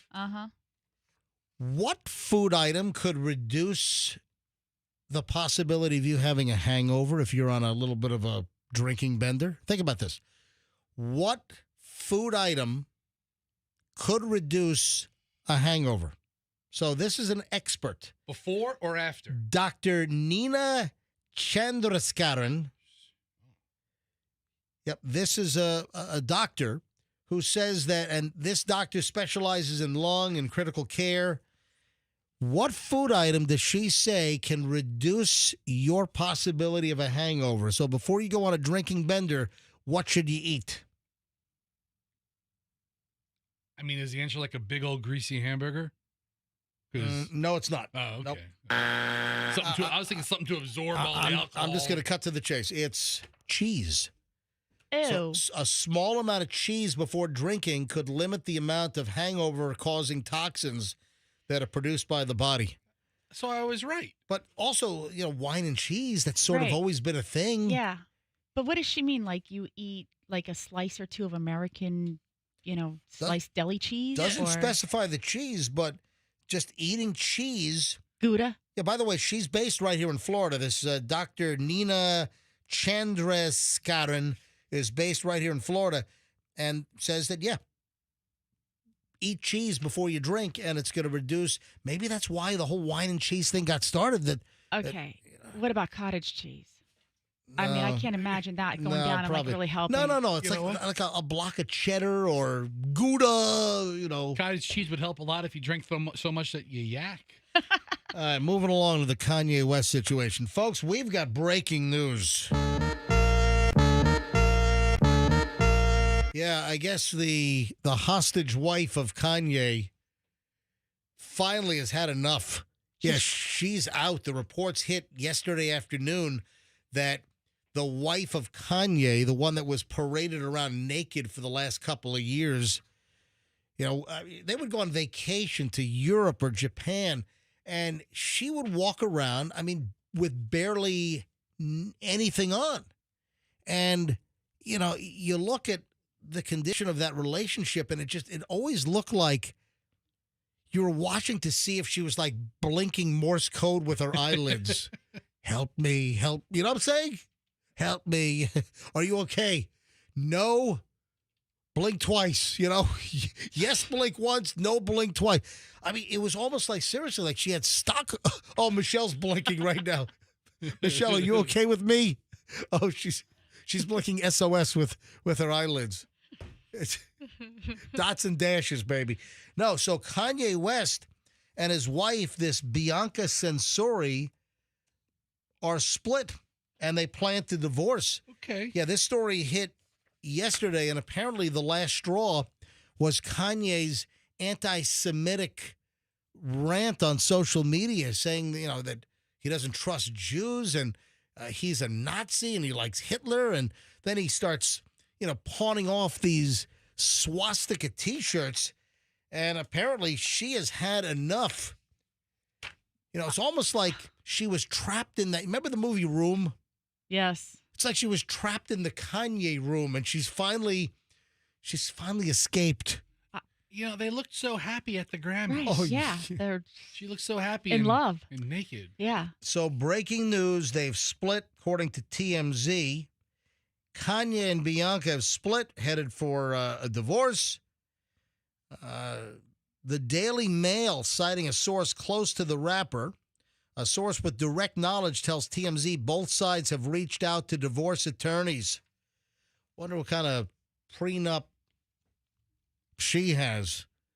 I just don't know how that's the last straw. Like his ranting online is the last straw. Yeah, I mean, come on. There's so. I don't even know how she got into this relationship in the first place. Hello. Here's the difference. The difference is before she's just crazy, right? Or there's the MJ's opinion. She's Stockholm syndrome. Yeah, or Stockholm, or she's a captive, or look, she is okay. And you could maybe tolerate that to some extent if you know what's really going on. She was drugged, or who knows? Who knows? Yeah. But when he starts putting out this, and this is worse than the Nike or the Adidas stuff from last year. This is worse than, him. He did anti-Semitic stuff in the past. Right. And he's paid a big price. Yeah. The split comes on the heels of Kanye and Bianca's controversial appearance at the Grammys and the anti-Jewish, anti-Semitic, hateful, and misogynistic social media rants. Remember, he called himself a Nazi. He praised Adolf Hitler, and then he follows it up with, hey, buy one of my swastika T-shirts? What the hell's the matter with this guy? And then, it's now what? Almost 2 weeks, not quite, but almost 2 weeks since she dropped the fur coat on the red carpet, and she was wearing essentially saran wrap, like a pantyhose dress, whatever the hell it was. I mean, she was virtually naked. I mean, for all intents and purposes, she was absolutely naked. And now they're headed for divorce. What is Kanye worth? Does he have money still, or did he blow it all? So we were talking about this, I think, a couple of weeks ago, and I think the number might have been like, even in spite of losing that money with his Adidas deal, it was still in the hundreds of millions of dollars. Yeah. Right. I'm not for Mossad doing special operations in the United States. The Mossad? I'm not for that. I don't support foreign countries. Hold on, you want Kanye to get one of those beepers? I'm not. One of those exploding beepers. I generally, as a rule, do not support other. Kanye, here's a Hamas exploding beeper. You love them so much. Here's the phone they use. Right. There you go. If it rings, run. But if Mossad wanted to, give do a Kanye one. thing. How about those? How about the exploding Google glasses or something? Oh my God. I mean, Oh, man. All right, Just put it out there, Benji. Yeah. Happy divorce. Happy divorce. All right, Michelle, what did you send me about dump cakes? Oh, because you're always asking me to. What is this? What is a dump cake? I don't really know. Oh, shut up. Okay. Do you know who the king of dumps are? Me. I love a dump cake. Oh my gosh. Okay, that's my whole thing. First of all, what is a dump cake? Okay. Why are we calling it a dump cake? Because who wants to eat something that has the word? All right, Michelle. This is not real life. Hang on a minute. Michelle, tell me what you think you know, because you sent me this. If dump cake was a class taught in college, I would be the professor. Oh my gosh. All right, Okay. Michelle sends me an email. I made a dump cake last week. Michelle sends an email. WTF is the fascination with dump cakes. Mm-hmm. Whenever these recipes show up in my feed, I think, ooh, gross. Who wants to eat something with the word dump in the description? Hold the phone. Okay, Michelle. And this one happens, and there's a picture. This one happens to be a big chocolate dump cake. Yeah, you can make chocolate dumps. All right, so wait, what is a dump cake? First of all, Michelle. Yeah. The name isn't quite as unappealing as you think. It's not like it's called diarrhea cake or something, okay? All right. It might as well be. A dump cake. It's dump cake. Okay, so a dump cake is when you literally dump the ingredients, no mixing, in the pan. You get like a 9x9 or a 9x13, baking pan, or and you put like. So you get like a Duncan Hines cake mix. You just dump it in and then you put the milk in? So, What? no, you put what? So, and it comes out more like a cobbler. It's not like a cake, like a birthday cake. But Right. it comes out more like, so you put like. Sounds like it's a recipe for a gooey, uneven mess. Yes. It's like a cobbler. Like clumps. If I had. Call it a clump cake. It's not a clump cake. It's not a clump cake. It's a dump cake. I think it's a clump cake now. If you clump it, it'll clump. But if it's, otherwise, it'll dump. Hold on. See, Michelle sends this to me. You weren't even part of the conversation, and you're telling me you make dump cakes? I've been making dump cakes for years. How much baking do you do? 4 or 5 days a week. Get out of here. Listen, I may bake one once in a while, once every couple of weeks. What was the last dump cake that you baked, Fester? Cherry pineapple. What? A cherry pineapple dump cake? So you get a can of cherry pie filling. Okay. And you put it on the bottom of a 9x13 pan. You spray it with like the Pam or you rub it with the oil, whatever. You put the cherry mix down first. Okay. And you spread it out. And then you dump a can of like crushed pineapple. In heavy syrup if you could find it. Okay. And so then you don't have to mix it though. You just let it sit on top of each other. And then you take the cake mix, Duncan Hines or whatever you have. Yeah. Open it Betty up. Crocker. Betty Crocker, right. And you could just sprinkle it on there. Right. So What? you just cover the fruit toppings or the fruit filling with the cake mix, and then you put a stick of butter on top of it. You put pats of butter, right? And the butter cooks down. The moisture from the fruit pulls up, and it becomes like a cobbler. And it's fantastic. And there are thousands. What are you, the contestant on the Great Bake Off? If it was a great dump cake bake-off, I would be. Hang on. Yasmin is phoned in. Yeah, dump cake. Hold on. She's absolutely right. You know what'd be funny? If one of these callers curses while talking about the dump cake, and I got to push the dump button. Yeah. Go to Yasmin. She'll stick up for me. Yasmin, you're on the MJ Morning Show. Thanks for calling in. Hi there. Happy Valentine's Day. Happy Valentine's Day, Yasmin. So I had never heard of a dump cake either, but I used to work at this place, this high school in Tampa, and the ladies there, Gloria and Patty, make fabulous dump cake at Tampa Catholic High School. Yeah. So shout out to my Crusader ladies. They are awesome. And if you want a piece of dump cake, stop by Tampa Catholic. I don't know that you can just go to the administration office and ask for it. I think they have some security issues. I don't think you can just walk into Oh, no, you can't just stop by, but they make the best dump cake in town. Maybe they'll make one especially for you, MJ. But listen, you could take like blueberry pie filling, right? And the key is to use anything. I mean, you can use fresh fruit. You can use fresh fruit, mix it up with a little bit of sugar, and then you put it down, and then you put down the cake mix on top, then you put the butter, and it makes like that very dense cobblery kind of topping. I just think you should have a different name, a more appealing, inviting to eat name. I got to take a dump cake. Right. Like crumble cake. To the party. Thank you. Yes, Yasmin. Gotta take a dump Crumble cake. cake, maybe. Hey, I'll take a dump anywhere I go. I'll take a dump cake anywhere I go. all right. Y'all are so funny. Yasmin, thanks for calling in. Yeah, you're welcome. Bye. Have a great day. All right, have a great day. Yeah. All right. Speaking of, I'm not going to say it, but lay it on me. If you're talking about dump cakes, no, still? I'm moving on. I'm moving on from the dump cakes. I thought you were going to make another chocolate cake No. joke. I have an item here where Taylor Swift was pictured leaving a public restroom with her bodyguard following her. And it's kind of interesting. It's just an interesting take, an interesting story about, Taylor Swift having to use the restroom, and it was a public restroom. And Taylor Swift has a longtime bodyguard whose name is Drew. And Drew is seen coming out of the public restroom. This is a public restroom with Taylor Swift. Well, she's at the football game for 4 or 5 hours, Yeah. right? So, Yeah.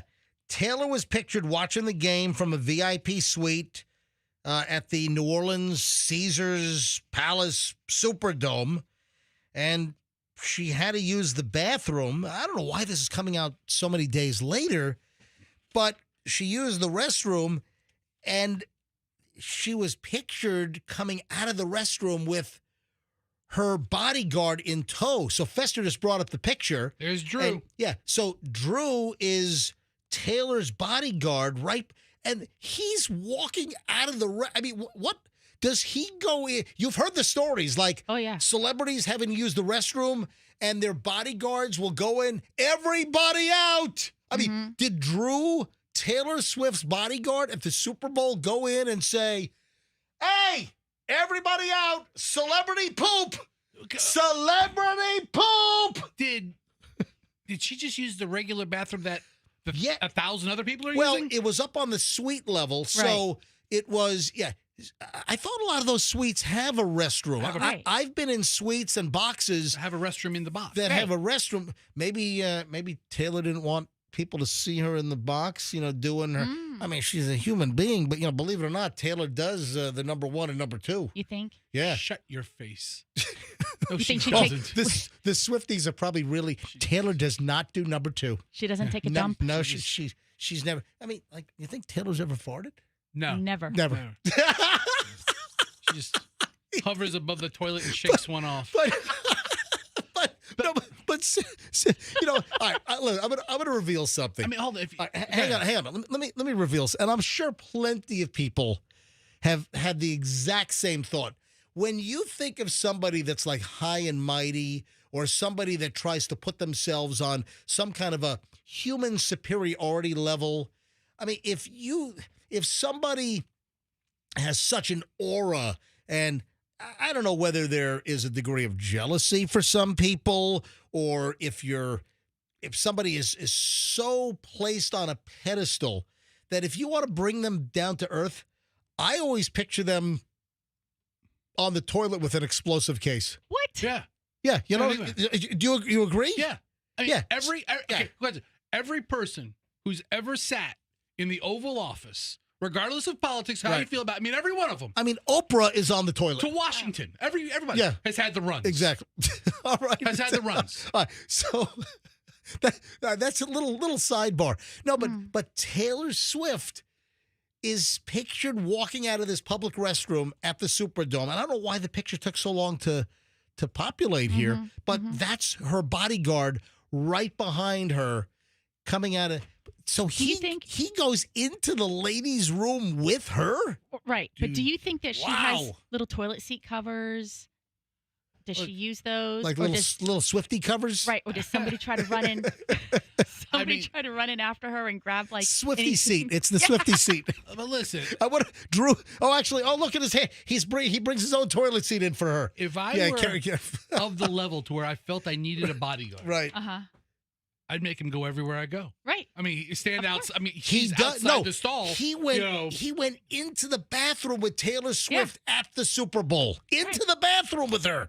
If this is a sweet bathroom, who knows what it looks like? I'm sure the commode is off its second. He's not sitting at the sink just looking at her. And then I got to move on here. But one other Taylor Swift thing. One other Taylor deal. Saw this last night. And remember, Michelle, I said, oh, crap. I just hit print on a story that has like 38 pages. Yeah. So I had to run to my printer and hit the stop and cancel print feature. I stumbled across a Rolling Stone article, a rollingstone.com piece, and the headline is all 274 Taylor Swift songs ranked. Oh, how many songs? Yeah. Okay. That's why I'm bringing this up. Taylor Swift has 274 songs? Yeah. All right, any artist. Well, it seems like a lot. All right, listen, what is the most great songs you could possibly have? 20? The absolute top end. If you have an album. The Beatles. I mean, how do that again? The Beatles. All right, so how many songs are on an album? 10? Typically it would be like the old record album, both sides. Usually it's like 5 and 5, so somewhere around there, yeah. All right, I'm just trying to figure. I mean, that's what 25 albums. Say it again. I mean, is that 270 would be like 25 to 27 albums? Listen, I'm going to tell you right now. All right, Taylor Swift, 274 songs. Let's be honest here. What does she have? 20 good songs and 254 are crap? You can't have 274 good songs. 90% of them are going to be filler crap garbage. I'm sorry. That's any band, though. That's what I'm saying. I'm saying a really great band. How many great songs can they have? Well, just so you know, I What? just looked it up. Yep. The Beatles. No. Beatles. You can't even do it right now. I'm choking. All right, go ahead. Do it again. The Beatles. They have 213 songs, Hold on. 188 Wait, originals, and so- 25 covers. Wait a minute. You telling me Taylor Swift has more songs than the Beatles? Apparently. How the hell could Taylor Swift have more songs? All right, that means that Taylor Swift's got a lot of garbage. Come on. I mean, she's got some. I'm not a huge Taylor Swift fan, but listen, I'll admit she probably has a dozen, 20 maybe, really good songs. But there's no way that you can have 274 good songs. The bulk of those are absolute crap. All right, Aerosmith has 317 songs. Oh, my gosh. Oh, really? Aerosmith has 317 songs, and they've released 70 singles over the years. 28. Yeah, and keep in mind, you can have a ton of music, but, what constitutes a hit song? Yeah. Yeah. Yes, Andrew. Okay, quality notwithstanding. Yes. She's been around releasing albums since 2006. The Beatles were only around for 6 years. Mm-hmm. The Beatles? Yeah. Mm-hmm. Man, she's been a star for a long time. I'm sorry. I don't put Taylor Swift on the same level as the Beatles. Yeah, of course not. We put her much higher. Stop it. Anyway. Hey, what do you say we go get an igloo cooler that'll chop our fingers off? I saw there was a recall. Yes. We have a consumer alert.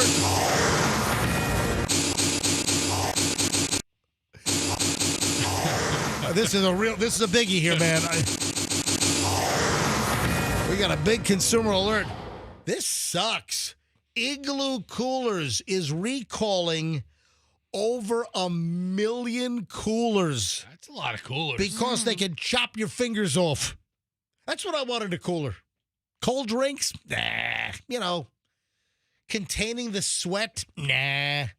I want a finger guillotine cooler. That's what I'm looking for. All right, so the silver lining is if I ever chop off my finger, I want ice nearby.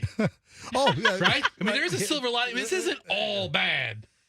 All right, so Igloo is recalling, when you think of coolers, you think of Igloo, you think of Coleman. Yeah.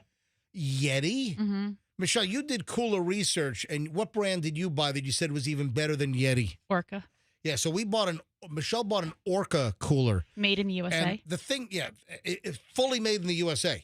So Orca, and it was the price of a mortgage payment, See, by the way. that's the thing about coolers. It seems like coolers were like $15 or $20 20 years ago. Now you want a cooler, it's hundreds of $500. Oh my gosh, I know. I was at Dick's the other day. Yep. And I'm walking around Dick's, and they have this whole display, a Dick's display of Yetis. They're displaying coolers at... Well, no, it was a display of Yetis at Dick's. Okay, I'm glad they were displaying something else at Dick's. I'm walking around Dick's, Right. just, walking around at Dick's, Right. and there's a display of Yeti coolers, and I looked at the price tag. Were you swinging at Dick's? You know what?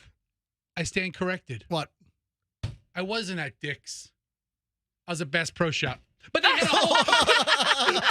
Oh, my gosh. You know what? Suddenly, it's just not as funny. I know. I'm sorry. Suddenly, it's not as funny. But and listen. But they had a whole thing of Yetis. And we got to point out again that West Shore Plaza lost Dick's. So they're dickless at West Shore Plaza now because they went to International. So International they had an addictomy. So, all right, Fester, how much were the But they were coolers? hundreds of. I don't own a Yeti cooler, but they were hundreds of dollars. Yeah, we don't have a Yeti, but with the latest hurricane, Michelle wanted to have a high quality cooler. And listen, Michelle will spend hours researching something like a freaking cooler, and after 19 hours of research, spending $400, $500 on a cooler, Michelle. How much was the cooler? You remember? It was $400. Was it? Yeah. So Michelle, after all her research, said, "Yeah, the Yeti is a really good cooler, but the Orca apparently is even better." And it's made in the USA. Yep. Well, some Yetis are, some are not. Some are right. That's the thing. But You used to be Yeti was all made in USA, but now they've But all the Orcas are made in the Correct. USA. All right. So Igloo is recalling. You got to check this out, folks. It's the Igloo 90 quart flip and toe rolling cooler. The toe handles can pinch users' fingertips against the product, and there have been a handful of fingertip injuries, including some fingertip amputations. Oh. That's not My good at God. all. That's the worst thing that could happen. That is the worst cooler ever, one that chops your finger off. Man, I just wanted to keep my beer cold, and now I'm stubby over here. I'm all nubby. Thank you, Igloo. All nubby. All right, let's talk about this sicko here in town. You see the ferret sicko in Clearwater? Yeah. Michelle, you know the story. Fessy, do you know about the ferret sicko? Yeah, I saw the headline. Oh, my I God. didn't- We I got a didn't get into the sicko alert.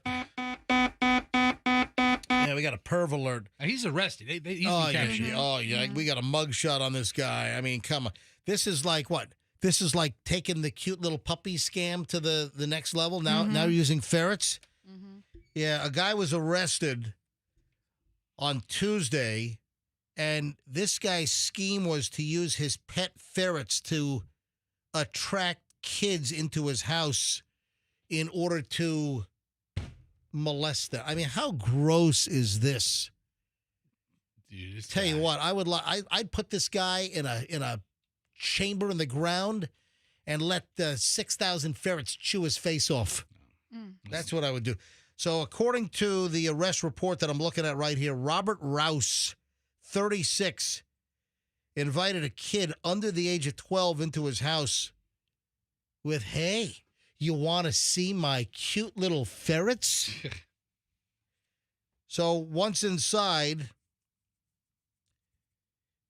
he waited until the kid was looking at the ferret in the fish tank before he made his move on the underage kid. How gross is this? So one of the kids told Clearwater police that this Rouse guy tossed her on a bed and tried to touch her inappropriately. Wow. All right. So also, apparently he was also engaged in some kind of a chat with an undercover officer and told them that he would lure children into his home in order to have his way. Yeah. Unbelievable. Yeah, he was talking with a federal agent. Yeah. So Rouse admitted, listen, when I did the FBI program back in 2007, I was invited to participate, and this is 2007, and the online cybercrime activity has gotten, much worse. But even in 2007, when I did the FBI Citizens Academy at the local field office of the FBI in Tampa, and every year they invite a new class, like community people, and I happen to be a broadcaster, and business leaders. So the FBI in a bunch of cities around the country, they hold what they call the Citizens Academy every year, and it's like I think it was 8 weeks, and you go. I think it was like every Wednesday or Thursday night. And you go for like 8 weeks, and they're just great like lectures, and they take you through all the areas of the FBI and white collar investigations. And one of the areas was cyber crimes. Right. And they had an actual room inside the FBI field office where they have agents that are on computers, and they were in the chat rooms and these online forums. And this is 2007. You can imagine how many more avenues there are now in 2025. And we were observing one of the agents that was in these chat rooms, and the agent goes in as like a 12-year-old girl, and instantaneously all these guys are sending her direct and personal messages, and you got pictures and this and that. And that was 2007. And here we are all these years later. We're 18 years later? It's got to be even worse. So this guy was actually in communication with someone online who, they didn't know that, or Rouse, this guy didn't know it was a federal agent. Yeah. But that's just disgusting. So now using, hey, you want to see my puppies? Come over to the van. I'll show you my puppies. That's a whole child abduction thing too. But that's pretty sick, using ferrets to attract the underage kids in order to, Yeah, the only thing that needs to happen to this guy is a little time in general population. Yeah. Think so? And then the other side of the justice will take its course. Yeah, it will take its course. I tell you, One thing they don't like in the big house Mm-hmm. is guys like this. Yep. If you got to have your taco, you got to have your taco. If you're hungry and you got a craving, listen, nothing better than a good taco truck. Can we agree on that? Absolutely. You know, you around the Tampa Bay area, you've got some great taco truck. There's a great, what's the place on Kennedy? There's a gas station parking lot. They got that taco truck in there. That place is good.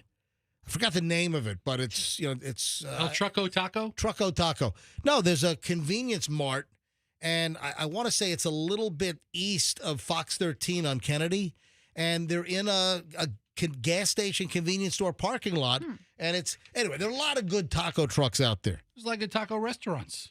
So here's the deal. Mm-hmm. If you got to have your taco, I guess you got to have your taco. This is out of Memphis. Saturday night, there was a shooting. And people were going around and stepping over a dead body in the parking lot to get their tacos from the taco truck. Oh, my God. Are you telling me that you are not turned off at all by a deadly shooting that left someone dead on the ground? People are actually stepping over the body to get their and the taco truck is still operating. Yeah, it's not their fault. Maybe they're right out of maybe they're right out of one of the states in Mexico where there's all kinds of drug cartel shootings. Maybe it's a commonplace deal. Business as usual. You know, like the Tennesseans who are stepping over the bodies, like this is a very authentic Mexican experience. Look at these. Look at this. Look at this server here who just lost his life. The whole cartel. The whole cartel experience, man. It's very, very authentic. Hey, let's not get abducted while we're here. Yeah. Oh, what's the name of the Sinaloa Tacos. Oh. So Is that it? This happened Saturday night, and there's video showing customers at a food truck walking around and over a shooting victim's lifeless body a few feet away. So officers in Memphis respond to this parking lot area. It's near a business plaza and a convenience store, food trucks in there. This dude is pronounced dead at the scene, and the customers are like just walking around the dead body. The guy is shot to death. They're just going up to the taco truck window right around the body. Well, you don't want to move the body because then you're tampering with the crime scene. Exactly. And you want your tacos. Well, it's hot. I really have no issue with this. And as a patron, you really don't get to decide which way the line goes. Yeah. So, I mean, dead guy's not going to. Oh, boy. Michelle, you're an expert on like facial treatments. Well, and, you recently had your profractional laser, which, left you all bloodied. And I did take video of this, and it is a horror show, folks. But look at Michelle now. Look at Michelle. Look right into MJTV. Go ahead. Move the microphone out of the way just a little. Move it to the side. Look at this. So compare Michelle's face right now on MJTV, and you can always find MJTV. Go to MJMorningshow.com. Top, you'll see the bar up, the nav bar, and you'll see MJTV. You can click on that, and of course, when we're live on the air from 6 to 10, you can click on the little logo and watch us live on our YouTube feed, or you can go back and watch any of our shows. But Michelle, are you familiar with a particular facial, a $4,500 facial that the Kardashians and other celebrities swear by? Well, you have to tell me what it's called. This is a doctor out in L.A., obviously, and it's the Diamond Instafacial. Have you heard about this one? I don't think so. The Diamond Instafacial.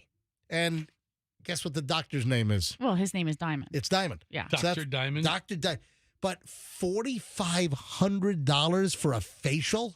What's that institute that they have in Paris that when we visited Chloe, you had to get a facial there? Biologique Richerie. What it was? Say, can you don't How whisper? about you mumble it? Because I don't even know if I'm saying it right. Don't mumble and whisper. What's the name of it? Biologique Richerie, something like that. And you had to go to their famous spot right down from like the Arc de Triomphe. Look at that. To get the facial. We went to visit Chloe because Chloe did a whole summer program at the Sorbonne. And a couple of summers ago, we went out, and Michelle and all the research had to go get a facial at this famous. But they also have one in New York City as well, right? Yeah, they have a couple of locations around the All right. country. So let's talk about and how much was that facial? Oh, in Paris, it was very cheap. How much was it? It was like maybe $150. A couple of francs. Yeah.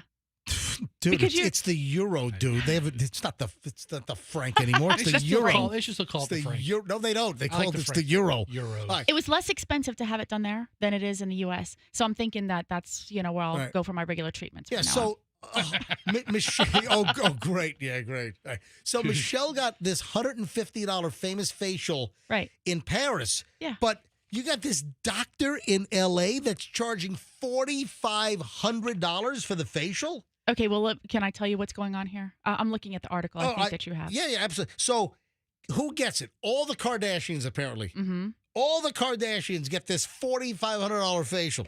Katy Perry, Chrissy Chipmunk Teigen, Mm-hmm. Olivia Culpo, Nikki Glazer. Among the clients, they get the $4,500. I'm telling you right now, you better not go get a $4,500 facial. Well, $150 facial, fine, but $4,500 facial? What okay, it's mislabeled a little bit. So you look this up. I'm looking at the description of it right now. When they say $4,500, yep, he's combining several different procedures into like this one diamond, a package. right? Yeah, so you're getting laser, the PRP injections, microneedling. Hold on, stop. All right, so you get the laser surfacing or whatever. Is that like the stuff that you got? The Right. Laser? All right. And then the PRP is platelet-rich plasma injections. They take your blood out, they spin it around, and then they put it back on your face. Yeah, they withdraw blood, Right. and then they put it in a centrifuge to extract the plasma. Something like and then that. do they inject it or smear it? They smear it. I've never had that done. Butter. Yeah. On a roll. Like cream cheese, like a schmear. Okay. Yep. On an everything bagel. Like putting cream cheese over lox. Just All right. Everything to food. Put some capers and onions on my face as well with a schmear. lick it right off. Hey, speaking of cream cheese, I Yeah. don't know what is going on, but Temp Tea is out of stock everywhere. Because your big mouth is talking about what it. the hell? Seriously, You could have kept it to yourself. Whenever I talked about Temp Tea, I know some people at Publix. They say, whenever I talk about how the best cream cheese is Temp Tea, right? TEMP hyphen TEE, Temp Tea, best cream cheese you can buy, and it hasn't been in the Publix now for like a month. It's out of stock. Publix even had like a I don't think it was a BOGO, but they had like a special 2-for deal. Yeah. And they ran the special, and there's no stock. Who's the genius running a special when you don't even have it in stock in any store anywhere? Hey, who's the worst gatekeeper ever? Me? You. Big mouth telling Sure. everybody about our favorites, and then they sell out everywhere. But sir, I wonder if there was like an explosion at the Temp Tea factory up in upstate New York, because the product is not. It's like gone. Can I get the Publix dairy buyer to call me, please? What is going on with Temp Tea cream cheese? All right, back over to the facials. Go ahead. So the laser is, pretty expensive all on its own, and doing those PRP, Plasma injection. The microneedling can be expensive if you just did, purchase that like a la carte. And then what is a micronized collagen mask? I have no idea, but I am a fan of masks. After you do these procedures and you have a mask done afterwards, it's just so, your face is so receptive. By the way, Michelle really is a fan of masks because we do the eyes wide shut thing at my house quite a bit. I mean, it's because you're so ugly. Yeah. Put this mask on. Michelle, is there a facial $4,500? Is that worth it with all these things? If you looked up all of these items individually and you were going to an esteemed or respected physician, it might almost come to $4,500, or it might even be more than $4,500. Guess who's suing the Hulkster? Hey, brother. The estate. Guess who's suing the Hulkster? I know the answer. The estate of Macho Man Randy Savage. Nope. We knew this was coming. The Iron Sheik. No. What we did the story like months ago, and I said at the time, but lawsuit. Just taking a little bit of time here. This happened back in August, and now the lawsuit has been filed. What Hulk Hogan? Hey, brother. Yeah. What story did we talk about on the show? The Bandana Company. No, I don't remember. No. Remember Hulk is part of some Hulk Hogan American beer or something? And remember he was at some event at a bar and he hurled a can and it smashed some lady in the face? Yep. Real American beer. That's the name of it. Yeah. That's the lady right there. We have. Well, that's her. And guess what? All litigants are entering the courtroom. Here's Hulk Hogan. Nice looking bandana. He could wear it in court. Yeah, absolutely. He's got an exemption. Yeah. So Hulk Hogan and his Real American Beer Company are being sued for negligence by a woman in Akron, Ohio, after she was clocked in the head with a sealed can of his beer last year. Remember we talked about the story when it happened. And he was hurling it. Who throws beer cans at people? I mean, I can understand if you're at an event and you toss cans into the crowd. I could understand, but they have to catch it. Not with their face. All right. That's an unwritten social contract. What kind of baseball mitt or something do they need to catch a beer can or a can of beer? If you're 12 feet away and I toss you a beer, you can catch a can. I mean, did he overhand chuck it like he's a pitcher in Major League Baseball? In defense of the Holster brother. Okay, brother. Yeah, I'm sure he did not intend to bean the lady in the head, and I'm sure he wasn't hauling off and throwing like CC, CC Sabathia style fastballs. I'm sure he wasn't doing that. He's got old John Smoltz up there for the Braves, just launching them, throwing heaters, throwing burners. No, he didn't. He's tossing cans to a crowd, anyway, and she decides to put her face out. The woman, Michelle Harlukowicz, Harlukowicz.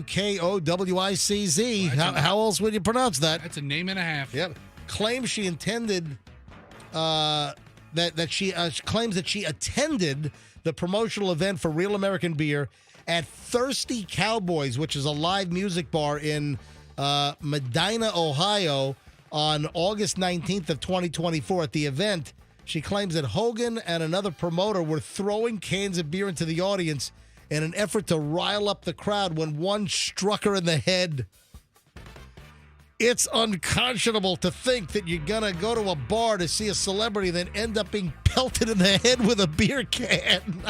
Okay, so says her attorney. On the surface, I agree with that statement. Eric Tafel is her attorney representing Harlukowicz. Said via Fox 8 News, what is that, Cleveland, that she had an open wound to her forehead. It was a pretty big gash. She ended up needing a number of stitches in her head. She's going to have some permanent scarring.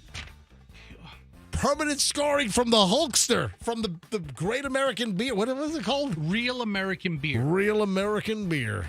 And boy, it's like Real American Genius. Yeah.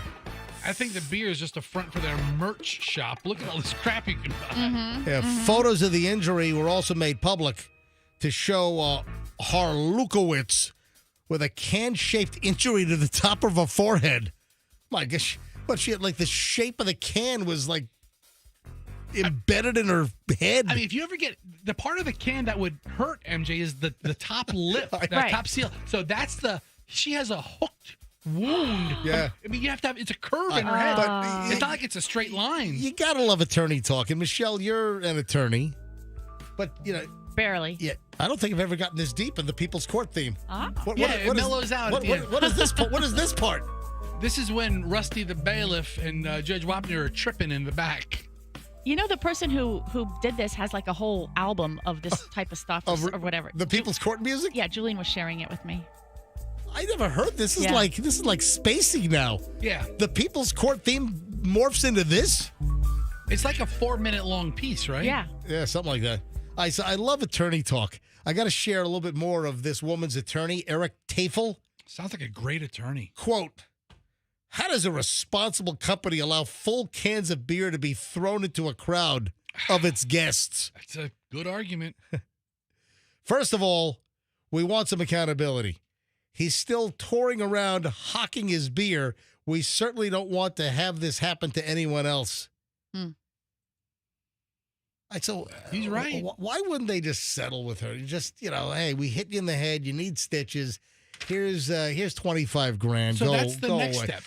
How much did Hulk Hogan make from that whole Gawker deal? Well, that's a mystery. Yeah. Well, what do we know? Because it was funded by Peter Thiel. That's right. Yeah. So we don't know really, Hulk won it, but Yeah. How much did he have to pay back? Or To Peter Thiel or Yeah. Thiel, whatever it is. Yeah. Oh, nothing. That was all vendetta. It was. It was So yeah. right. So Oh, Hulk might have gotten absolutely. to keep it all. He just patted him on the back and Yep. said, "Good job, Hulk." And So- listen, Thank you. Peter Thiel, or however you say his name, I don't he know. doesn't need the money. No. No. No, Yeah. he did that as a Yep. get You're you absolutely back. right, Festa. Hulk had nothing. Hulk was a pawn in all that. Yep. That was just a vehicle of opportunity. Look it up if you don't know what we're talking about. Mm-hmm. But yeah, this Eric Tafel is Yeah. he's right. Nobody needs to get hit in the head by any wrestler. If John Cena had a juice box company, I wouldn't want him chucking it at me. Oh, by the way, going back to something we did earlier, Yeah. I just checked my texts, and an old family friend of ours for many, many years just sent me a picture from the greeting card rack at a store with the work wife and work husband. Dude. Yeah. I mean, Yeah. if you get a card for your work wife, your real wife, Yeah. Let me hold this up to MJTV. Yeah. I mean, your real wife might be pissed about that. Mm-hmm. That's not a good look, Yeah. man. Yeah. Oh, wait a sec. I'm being told by Andrew that picture's available online. So wait a minute. Your friend didn't find it. Your friend found it on the Google. Oh, I thought my friend took a picture at the store and just said, no, so this is just an image that's out there. All Write right, your friend whatever. back and say, thanks for the Google search tool. And thanks for clogging up my texts. All right, so if you do not know the story, about an hour ago, we were talking about this little Valentine's Day card thing that's pissing off husbands and wives, that a greeting card company is selling Valentine's Day cards for work husbands and work wives. Get out of here. Hey, Michelle. Oh, yeah. What is the most dangerous animal in Africa? The wait, I should know this. It's is it the rhino? Is that the one? No. No, the hippopotamus. Yes, the hippo. yeah. The hippo is the most dangerous animal in Africa. Do you remember? We were on safari, and I'll tell the story in a second. This New Jersey couple were in Africa on safari. The wife was chewed up and murdered by a hippo. How do you even get that close? I don't know. It's not that you're that close; it's that they're that fast. No, but you don't get anywhere near hippos or areas where they know. Yeah. Do you remember? Let me tell the story, and then we'll go back to Michelle and I in Africa in Christmas of '98. And man, they scared us silly with their hippo warnings. When we went to Kenya and Tanzania before the kids, listen to this: a New Jersey man. God, this is terrible. This is a great Valentine story. A New Jersey man who says that he watched as his wife was brutally killed by one of the most dangerous animals on earth has filed a lawsuit. Against who? The hippo? No, the tour company. Oh. Yeah. There's got to be a disclaimer in there that, hey, by the way, there's wild animals out here. Craig Manders is suing a Connecticut tour operator that arranged for him and his wife, Lisa, to visit Africa last year. And this is terrible. The idea that we were unwittingly exposed to such an extreme danger, a danger made even worse by our tour guides leaving Lisa alone on foot with nothing between her and such a deadly animal, is nothing short of astonishing. So this guy's wife, they're in Africa on tour, and she was attacked and eaten by a hippo. And Michelle, I just remember when we went on our tour in '98, that they were explicit. Don't wander off. Stay with the group. When we went near waterways where the hippos might be under the water and then pop up and charge out of the water onto the shore. Do you know that hippos kill the most people of any animal? Hippos kill the most people in Africa. Hence the name. It's not lions. It's not the lions. It's not the hyenas. No. Hippos kill the most people, and a lot of times it's like tribal village women. They're just on the shore doing some laundry, and they're like soaking. You've seen the pictures like in National Geographic, and they're doing some laundry in some river water, and a lot of times they get attacked by hippos. But I remember they scared us crapless about don't wander off, don't go near the edge, and I remember that was one of the first things they told us on our safari. Is first of all, we're going to keep you away from areas where there could be a hippo attack. Right. And when we saw hippos, and I've got some great hippo pictures, because we were in the vehicle, and we're on the side of a river, and you got these expert drivers and tour guides, but they were very careful to make sure that none of us were chewed up by a hippo. Yeah, I only remember viewing like from a van, I think, where there was a big water, like a pool or a pool of water, and there were some hippos in there. And we didn't go anywhere near it. But I had a good zoom lens. Do you remember that I made the driver stay there? Okay, ready to go. Like, no. Nope. I wanted the picture of the hippo with its mouth like yawning wide open. And I think I finally got it. But that's terrible. Can you imagine going on safari? And I think it was an anniversary trip as well. Yeah, it was. Did you ever hear about the woman who lives in Tampa who got attacked by a hippo? No. It was big news like a decade ago. A Tampa woman survived the 2018 hippo attack. Now tells her story. Well, 2018 is, 8 years ago? All right. 7 years ago. I knew it was a while ago. Yeah. I knew it wasn't yesterday. Kristen Yaldor looked down at her leg, mangled.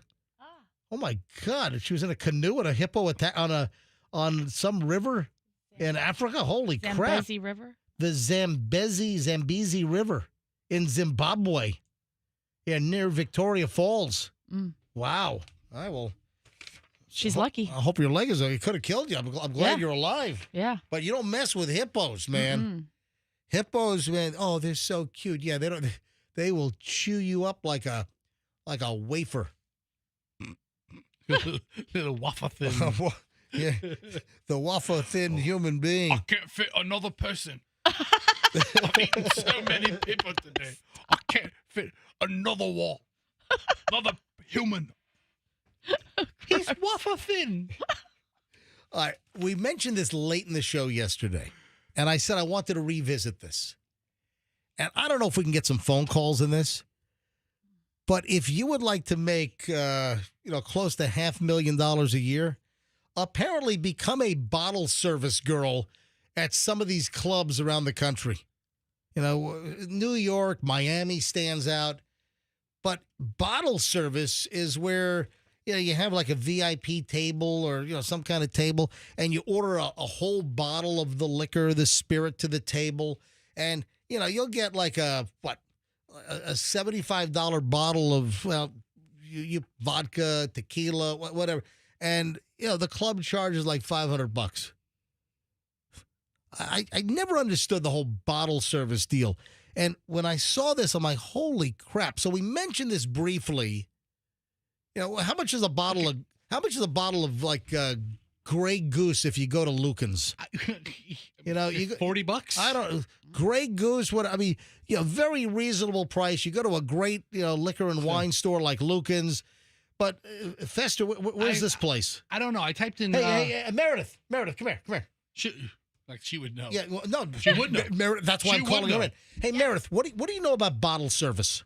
I've never been a bottle girl, unfortunately, but I have ordered bottle service before.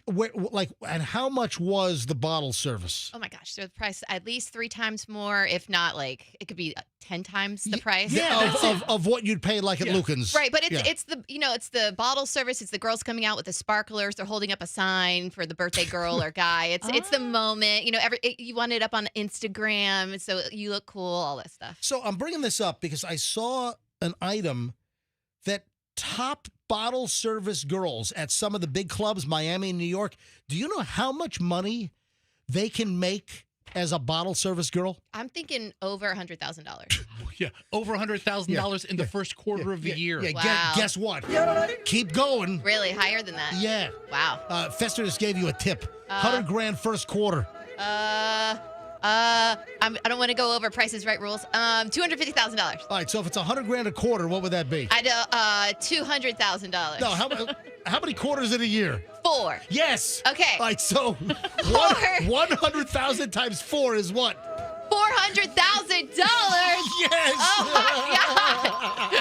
I'm in the wrong industry. Right? Oh my God. God. They have tryouts for those out in Vegas. Are you for yeah, kind of like they do for the strip clubs as well out there. They have times when you have to try out and the lines wrap around the casinos. You have to audition to become a bottle service girl? Really? Yes. You don't want just any pretty girl bringing the bottle out. You need somebody who has the unmentionable, or the Big the boobs. extra. Well, the big, what's more than big boobs? It's also A nice personality. butt, yeah. It's also personality. The whole package. The It's whole also package. getting along with the guys. It's Yeah. also making everybody feel welcome, but not too welcome. Right. You know, Like a stripper.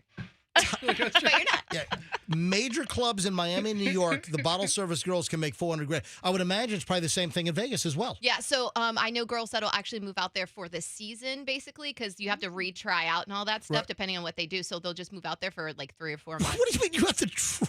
You have to try out. Yeah. I mean, think about all the beautiful women in America that could be making over $400,000. Of course you want to move there. You have to try out. Oh, yeah, my- it's like a seasonal job. Sure. Yeah, exactly. All right, Meredith, thank you. No problem. Thanks for I'm here popping in. for any of your alcohol information. Thank you. know. What about Molly, MDMA? I have never done that. I didn't think so. Or am I lying? I love Bye, you, Steve Meredith. Mayer. Yeah, here's MJ. I found a bottle service menu for a bar in New Jersey. Right. Tito's. Right. What's this? I mean, it's not even the big handle. Tito is what, like $30 a bottle? Maybe, $300. Kettle One, $300. Hold on. Okay, so this bar in New Jersey, bottle service for a bottle of Tito's is $300 for what, a $30, $40 bottle? How much is a Tito? I don't even know. How much is Tito's? I'm not a vodka drinker. I'm not even sure what size bottle they give you. They're not giving you like the big Sam's Club size bottle. That's like $40. Fireball. It's a Fireball. That's a $20 bottle of Fireball. $250 for Johnny Walker Black, $300. What is Johnny Walker Black? Like $35 a bottle? And they get $300 for it. Michelle just found a website that offers bottle service boot camp for the servers. Bottle service. Virtual or in person? Yeah, I mean, this is an industry, MJ. How to walk out and hold the bottle? Is it like a... Oh, my God. All right, hang on. Let me grab a call here. Paul in Tampa. Paul, you're on the MJ Morning Show on Q105. Welcome. Hey, MJ. Yeah. You're talking about the bottle service. My brother is dating a bottle girl in Milwaukee. Yeah. So he is the building manager in some high rise in downtown Milwaukee, Right. and she's a bottle girl. And when the Milwaukee Bucks play or the Milwaukee Brewers play at home, she makes $2,500 a night, working 3 nights a week. I mean, think about it. You got young guys with more money than they know what to do with. No, maybe you have people that don't have, they spend the money and they've got it sitting like a rock on their credit hold on. card. Now, are these players from the teams, or are these just like men going to the game? No, these are players. See, that's it, MJ. Yeah. You sign a $20 million baseball contract. Hey, do you walk up to like a player and say, "Hey, player"? I mean, you player. Not if you want to tip. That's a so right. 20 and it's cash. Wow, $2,500 a night. A night. She works 3 nights a week. Wow, $7,500. That's amazing. All right, and is she attractive as well? She is. She's got all the procedures done, and she's 30 years old and looks like she's 20. Wow, good for her. All right, hey, thank you, buddy. I appreciate the call. All right, have a good day. All right. But yeah, man, I mean, it's expensive to do, but Michelle, you missed your calling. You should have been a bottle service girl. Okay, rock bottom. And listen, you still look All right. you look fantastic. I mean, with all your upkeep and everything, you could still be a bottle service girl. All your upkeep. I don't know. Maybe that's not the way. Yeah, right way to put it. my Cadillac has upkeep. Listen, Okay, no, Michelle. You're going to be sitting at another table at the Olive Garden, not even across from Listen, me. Michelle just had the laser facial treatment. That's listen, We know. you care about yourself and you keep yourself in good shape. Upkeep, right? Yeah. Upkeep. You get your oil changed Hold on, every no. 8,000 miles. All right. What am I, a car? Michelle has routine maintenance done. That's oh, I'm getting the look. Come on. What? You're not even going with me to dinner now. Yeah, might be time for a tune-up, Meech. We are. Stop calling her Meech. No. I hate that. I don't care. It's not your name. All right. When we get back, you are stuffed. So what is it? Listen to this. You go to a restaurant, you're at home, whatever the story is, you are stuffed. I mean, you just eat you can't eat another bite. But wait. What is it about blank? What is the blank? We'll tell you next. Also, Fester, you sent this to me. I did. About the percentage of women that were married at a certain age, like in 1950, versus the percentage of women in that same age category that are married today. This is startling. This is really amazing. And maybe we can go to phones on this and see if we can get some calls. But this is a fascinating notion when you hear this. And it's all next and a whole lot more. I haven't even scratched the surface today. I've got so much stuff to do in the final hour. Next on the MJ Morning Show here on Q105 Tampa Bay. Stand by.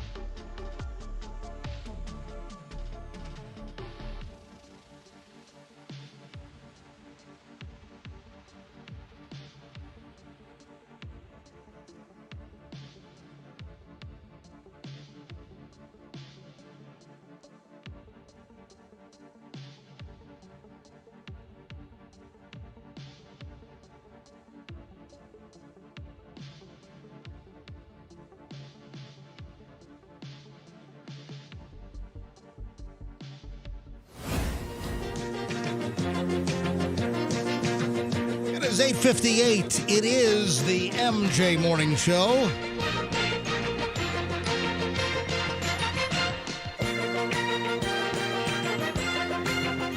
Do you think Valentine's Day is played out, Michelle?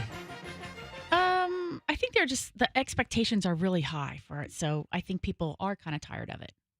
Listen to this. According to a new survey, 2/3 of Americans think that Valentine's Day is played out. That they're tired of it. Nearly 2/3. And this is a survey. This is published by those, the Study Finds website where they have all these studies. Somehow they've got 150 new studies every single day. I mean, we kind of do it as a joke. So we don't really put a lot of stock into it. It's just kind of a joke. But Fester, are you doing anything for Valentine's Day? Special with Allison? I mean, hey, we're going to Olive Garden. Yeah. Hey, folks, what time do you want to go to Olive Garden? 3:30. Are you serious? Maybe 4. So we're going to do it early. Yeah. So I'm not eating a thing then. That's perfect. I'm keeping my stomach open. Of course you are. Good, as you should. By the way, this is a great segue into the story about, you go to a restaurant and you're stuffed, but something happens even when you can't eat another bite. No, there's some science here, seriously. But wait, I want to hear about Fester's plans with Allison. Yeah, what are you doing? Romantic candlelit dinner served by Hadley and Hudson. Also, it's a Friday. Well, hold on. It's burn the house down. I made you laugh. It's funny. No, you know what? I mean, she says she bought something for me for Valentine's Day, right? Oh. And I was like, I kind of tipped around like, what would you like for Valentine's Day? Because she'll usually come up with something ridiculous, like like all kinds of fancy jewelry and crap, which I'm not going to get her. Michelle, what did you get me for Valentine's Day? A seat across from me at the Olive Garden. Yeah. And so are we really going to Olive Garden at 4:00? Yes. That's the time to go, dude. Yeah. If you waited till 6, it'll be packed. Exactly. Today's the day. So last night I'm coming home and my wife, we're talking about what she wanted for dinner, and she said she wanted steak, right? So I was like, you know what? Ponderosa. I wish there was a Ponderosa still around. Well, Golden Corral. So I ordered a steak from Outback Steakhouse on the way home. Outback to go, right? Yep. And I pick it up on the way home, and the woman working the carryout, the person in front of me said, "How does your day look tomorrow?" And she's like, "It's going to be one of our busiest days of the year. I'm working a 12-hour shift." No doubt about it. Yeah, but and also, that's every restaurant. What I'm saying is, if you're going to go at 3 or 4. But also, it's enhanced when Valentine's Day is on a Friday night. Right. it's enhanced because more people are able to make a night out of it. Right. It's not a work night. You don't have to go to work or school the next day. So when you have a Valentine's, restaurants don't like that. Restaurants like it when Valentine's Day is like a Monday, a Tuesday, a Wednesday, because then you take a night of the week that is generally not that busy, and then you turn it into a freaking zoo. So the sales are through the roof. But when you have Valentine's Day on a Friday, for a lot of restaurants, Friday is already a built-in day with, great sales. But this is my strategy. I know that it's going to be busy for lunch. I know that it's going to be busy for dinner. Yeah, so go during the I'm lull. saying, let's go between 3 and 4, The get a meal, lull. get out of there, and then we go home and we get to enjoy the rest of the night. But I do want to hear, so how did you trick Allison now? What's going Well, no, I on? didn't trick anything. She's like, I got you something for Valentine's Day. And I'm like, I was like, Valentine's Day, I'll probably, somebody's probably going to get some nice flowers. And she's like, don't get me flowers. And I'm like, why not? She's like, they just die. Oh. And I'm like, ugh. So I don't know what the hell I'm going to do. I'll probably just buy like 2 tubs of Cool Whip and just put it on my body and Oh my gosh, Fester. go to town. Happy Yeah. Valentine's All right. Day, sweetie. You better stop somewhere on the way home. So, Michelle, we'll do 4 o'clock at Olive Garden in South Tampa. Yes. And then I like the idea. Then we go home. We can watch a couple of movies. Yeah. Double feature night. Yeah, we still haven't watched Amelia Perez. Nope. I have to, because I have to vote for SAG-AFTRA by I think Right. the 20th or 22nd. Oh, you better get that in there, So voter. we gotta watch Amelia Perez. We got a couple of additional ones we gotta watch. Oh, and then there's the whole Amelia Perez controversy. So I've got to decide whether that's going to affect my potential voting. Oh yeah, but it's more the controversy. It's a much wider, bigger picture because it's regarding social media, and again, social media posts and things that you might have done online that come back to bite you in the rectum. All the places to get bitten. We'll get to that in just a second. No, but Valentine's Day, 2/3 of Americans think that it's played out. Whatever. It's really a young lover's day. Right. Yeah. Then speaking of food and restaurants and Valentine's Day, so this is not Valentine's Day specific, but just in general. So what is this? You're at home, you stuff your face. You're in a restaurant, you stuff your face. You are just disgustingly full, as it was put in the study. Okay. You're disgustingly full. You just pack yourself. Guess what? What? Guess what there's always room for? Is the answer ice cream? Well, dessert. Oh. But and listen, we've always heard this. This is nothing new. This is not earth-shattering information. Of course, you probably could have guessed it. But there's new research that shows, the brain really is wired to crave dessert even when you are stuffed and a pin will pop you like a balloon. Yeah, I mean, that's true. Yep. I mean, I think it depends on the dessert. Like a heavy dessert. Like I love a cheesecake, but I find most cheesecakes to be, especially New York cheesecakes, to be like pretty heavy. Yeah. And if I'm stuffed, it's probably a dense dessert. Yeah. Yeah. So I probably don't go for that. But like if it was something a little lighter, A dump cake. dump cakes are dense desserts. Yeah. A dump cake's a meal. So scientists have discovered that the brain cells, the POMC neurons responsible for making us feel full, are also doing double duty because they're also triggering sugar cravings. And that's why even though we're full and you can't eat another bite of that lasagna, you can't eat another bite of the steak, or you're not going to have another buttered roll or some more of that penne with the shrimp. No. You bring out the tiramisu. You're full, but then here comes the dessert card and whoop, you got space. And it's science. The sugar craving mechanism appears to be hardwired into our brains and is specific to sugar. So even when your brain is saying you're full, the same brain center process is also saying, nope, we got room for sweets, though. We got room for dessert. So that whole thing, when the server comes around, hey, anybody have room for dessert? Let me tell you about my, and the answer is from a brain chemical standpoint, bingo, you do. So how about that? Do you decide to buy desserts at restaurants before you even go? What? Like, I'm not a big restaurant dessert person. Me neither. Well, it's not the price or anything like that. Right. You know, I mean, I'm not, but and they are relatively high price for what they are. But go ahead. No, but I don't buy desserts at restaurants. And Why? Why? Because I have something specific to say about that. I don't know. It feels like because if I want a dessert, we'll go to someplace else or something, or we'll go home and we have stuff. I think you're barking up the right tree in the sense that unless a restaurant has their own pastry chef that is producing unique and delicious desserts in-house that are special, that's different. Most restaurants are serving food service desserts right off the U.S. Foods or Cisco truck. The cake is pre-made. You put a slice on it, put a little chocolate sauce on it, and I don't want to piss off my restaurant friends. Yeah. But listen, that's the fact. If you're doing your own custom desserts in-house that are being done by a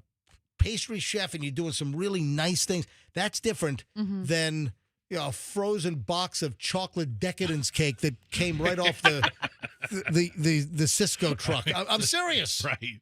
I'm serious. That's the difference. All right, 9:07 at the MJ Morning Show. I'm a little late in the process here, but we generally have good luck with phones. We'll see here.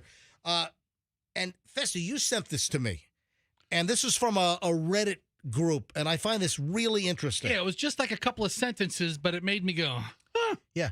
Listen to this. From the Reddit Clever Comebacks. I don't know why this would be there, but I think a lot of young women are getting asked, why aren't you married? Okay, all right. So this is about marriage rate drops. In 1950, so what is that, 65 years ago? 75? 75. 50 plus 25 is 75? Yeah, okay, thank you. All right. I mean, we could use quarters, and I can explain the math to you. Thank you. All right, so in 1950, 50% of women were aged 20 to 24 and married. 50%. 1950, 50% of women aged 20 to 24 were married. And the other 50% probably had some unbearable pressure on them to be married, or why aren't you married? Do you know what percentage of women are married today that are 20 to 24 years of age? I don't think I know any 24-year-old women or younger who are married. Michelle, how old were you when we got married? You were 23? 23. Michelle was 23 when we got married. And people, they're like, oh, my God, you're a baby. Why did we get married so young? But you know what? Are you serious? But if it's what? right, I mean, what? You're 4 years older than me. But it's the natural progression of things. You think about it. Allison got married at 23, and I meet people now 23 years old or 28 years old, and I'm thinking, hold on, Allison was married to you at 23? 23 as well? I think so. I think 23 is a 5-year difference between us. So now it's 10%. Wow. What? Yep. So here's the answer. In 1950, 50% of women aged 20 to 24 were married, and now it's closer to 10%. That is a major. But also, back in 1950, the average life expectancy was, I think, 31. It's like medieval times. Now, you want to go to phones, though, because you had said, "Hey, let's go to phones and ask." I mean, it's just an interesting thing. I'm trying to figure out exactly who's going to call. All right, let's see. Are you aged 20 to 24? My idea. Yeah. Okay, we did it back. We did my idea back. Oh, I did it. Did I ruin it? You totally. Should I cancel the phones? My idea was to cancel. Hey, women 20 to 24, call in. I have a question for you. And then we get all the lines with women 20 to 24. We greet them, and then we say, "Are you married?" And then they would all say no, or maybe say yes, and then we would say our statistic. So I funged it up. Yeah. You know what? It's your show. You do whatever the hell you want. But that was my original idea. So I abort calls now. I don't even take them. No, I mean, well, is anybody calling? I think the science holds up. Right. I mean, did you pose a question for somebody to answer? Okay. All right. If you're 20 to 24, are you married right now? I don't know what kind of calls we'll get on this. All right, 800-990-1047. Yeah, no, yeah, women, because it's women. Yeah, only women. We don't want to hear dudes. I married my wife at 22. If you're female, age 20 to 24, simple question: are you married or you're not married? I have no idea if the phones are going to ring on Or this. if you're in that age group, how many of your friends are I mean, right. There's a couple of different angles, but I don't Yeah. want to speak to 30-year-olds. All right, 800-990-1047. So if you know people that are married and they're 20 to 24, we'll take your call. If it's you, if you're 20 to 24, just call up.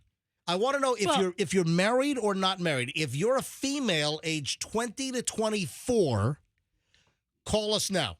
And I'm just going to ask you what your relationship status is. 800-990-1047. 800-990-1047. So if you're female and you're 20 to 24 years of age. Your daughter frequently says to me, you were married and living with dad when you were my age. And I'm like, what's your point? Yeah, that's... And she's like, and you had a car and you lived, not at home. And I'm like, you're in between. You're going back to school. Like, what's your rush? What's going on here? But she says that to me all the time. And then we have, like, sometimes we'll say, we'd prefer her not to do certain things. Or she'll ask, not really permission, but just kind of say like, I think I'm going to go do this. And we're like, that's maybe not a good idea. And then, I'll say, MJ, we were driving and flying around this country completely like wild when we were 23. Nobody told you what to do when you were in your 20s. Nobody told me what to do. But you had each other. Yeah. And here his Chloe like, can I go out tonight? Yeah. Like, no, you have to give work tomorrow. Right. 800. I'm going to give this like a minute or so. Andrew is screening calls. Let me see what we get here. Might be a little late in the show. 800-990-1047. 800-990-1047. If you're 20 to 24 years of age, or if you know somebody in that zone, what is your relationship status? How many married people do you know of, or how many married people? I just want to if you're in that zone, I just want to ask the question. Let me grab Irina. Irina's in Newport Richie. Irina, you're on the MJ Morning Show. Hi. Hi. Good morning. Yes. So my daughter, she is 23. Irina, turn your radio all the way down. It's going to confuse you. Okay. I'm sorry. Yep. So our daughter is 23, Yep. and she is currently married. Wow. At what age did your daughter get married? She recently got married. All right. So she was 23. Yes. Or was she 22 when she got married? Well, she's been dating, yeah, but was it? No, it was this year, January. All No, right. last year she got married. She was 22. Yeah. Actually, she was 22. Yeah. Irina, how does MJ know the age of your daughter better than you do? Maybe he was there. All right, so Michelle was 23 when she got married to me. So, Irina, how old is your son-in-law? He's the same age, 22. Oh. He was 22 at the time. All right, do you think this is going to survive? Is it going to make it? Or what's the story? Do you think they were too young when they got married? No, because they've known each other for so long. They were best friends. Well, like they go to preschool together? No. Met in third grade. They went to middle school and high school, but they got counseling, and my husband took them through the process because he is a pastor. Well, wait a second. They got counseling from your husband? Yes. That's interesting. It seems a little awkward, even if your husband's a pastor. You No, can't but- have the associate pastor go through it. Awkward. No, I mean, marriage. Explaining to them about marriage. My Nothing. mother had enough opinions about my marriage to say, even without the marriage counseling. I mean, just a parental line. But love is grand. Good I for think them. I think it's setting them up for success. Like he's having a conversation with them about what a relationship, where you're getting married is, what that involves, what that entails moving forward, the commitment. Yes. See? That's exactly what it So is. are they getting along? Have they had any major blowouts? No. No. See? They're actually pretty good. It's just super happy. Well, thank you very much, Irina. I wish your daughter continued success. So one last question on this, Michelle. If we had to do it all over again, would you get married at 23? Yes or no? Well, I think I had no choice because that's when you asked me to marry you. And then you said, we're getting married within the year. You didn't have to say yes. You could have said, hey, let's just put things off and let's see how things go. No, you're not that guy. Yeah, you're not that guy. Yeah, if she would have said, let's put things off, you would have deleted her number. You literally said, after I said yes, you're like, okay, so how quickly can we get this done? And I was like, well, I need a little time. Yeah, he knew he'd do no better. And I hate to be Debbie Downer over here, but I guess there's more information. You know that incident on I-275 near Bierce? Was it like Livingston? Remember the woman that had some kind of a medical episode? Yeah, on the Livingston overpass. Yeah, season 5, episode 6. Okay. This woman had a medical episode and veered off the road on I-275. She plows over the mile marker sign and then recovers and then gets back on the road, but then hits another vehicle. And that vehicle that she hit opened fire, shoots at her through their window, and then just takes off. Mm-hmm. So FHP's been looking for whoever the hell the shooter was. You know, the windshield shattered and flung glass particles and cut the woman. I mean, it was like a pretty heavy cut because when EMS arrived, they said she was bleeding profusely. And she wasn't hit with the bullet, but the bullet caused fragments of the windshield to lacerate her. Okay, any word on what kind of medical? Yeah, no, well, we don't know. I don't know what that's going to be protected. We don't know what the medical episode. Listen, she might have just had low blood sugar and maybe she just passed out or whatever. So the update from FHP is they're continuing to investigate this February 10th highway shooting, and now they have a better direction as to what kind of vehicle they're looking for. FHP troopers are now searching for a suspect vehicle identified as a silver or white 2009 through 2017 Chevy Equinox. So a silver or white 2009 to 2017 Chevrolet Equinox is what they're looking for. They think the driver that opened fire on this woman with the medical episode, if that's what they were driving.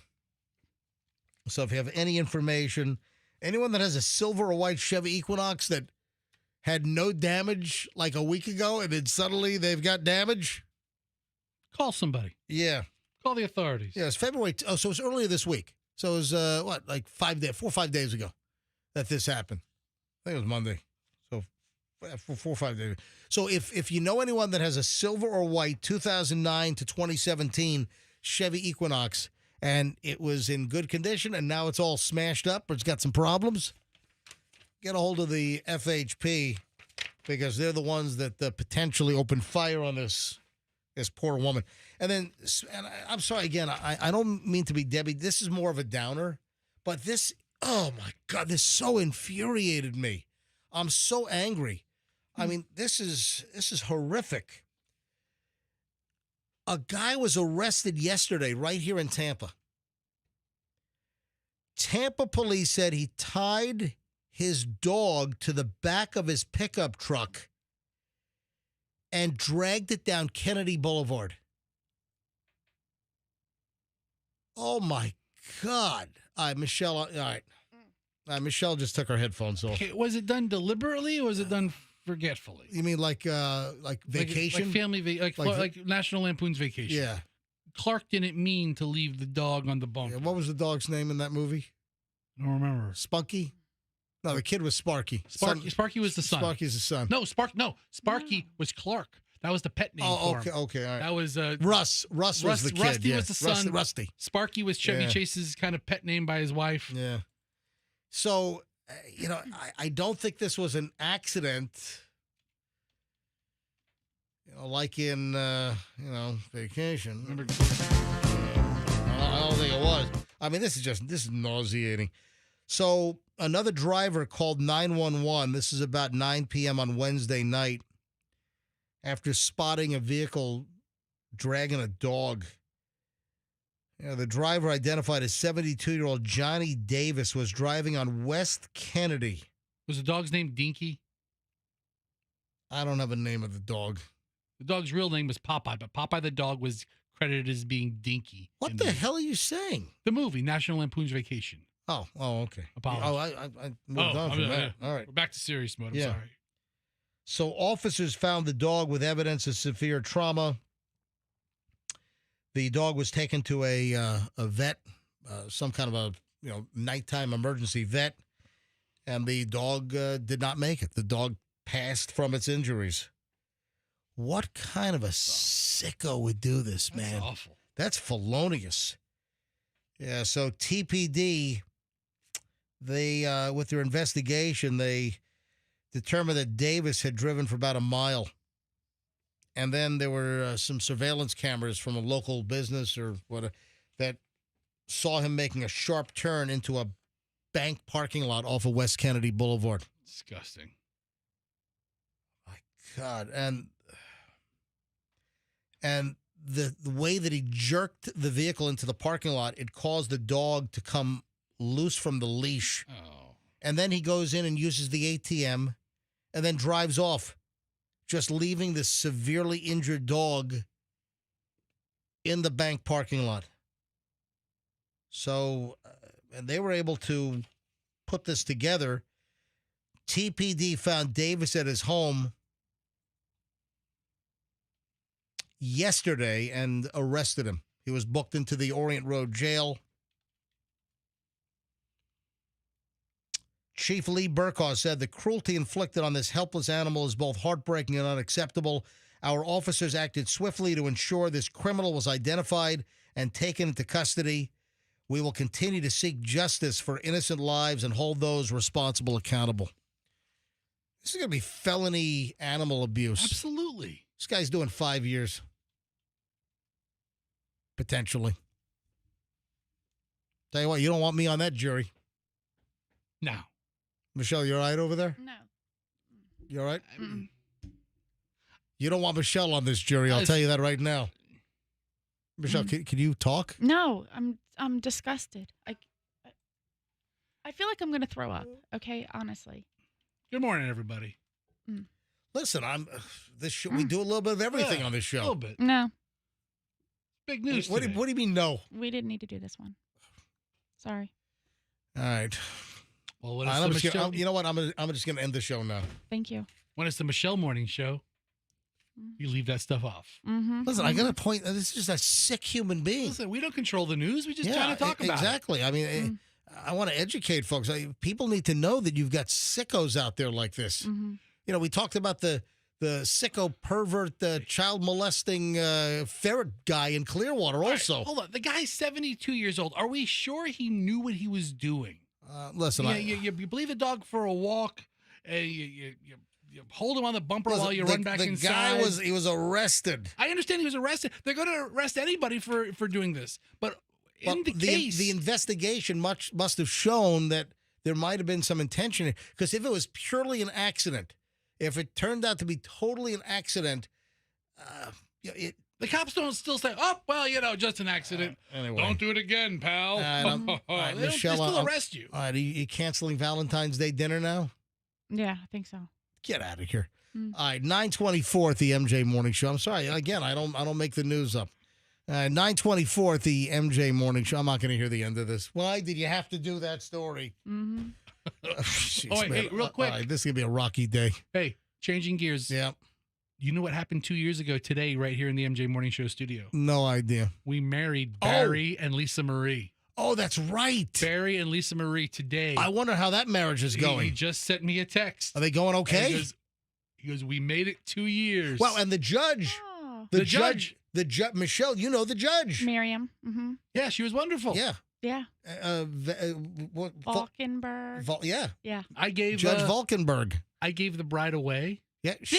Yeah. Oh my God. I gave her away. 925 at the MJ Morning Show. All right. Final chunk. I'm gonna make things happier. Yes, Michelle. No. Oh, you're holding your hand up like you have something to say. I'm pushing the microphone away. Oh, in disgust?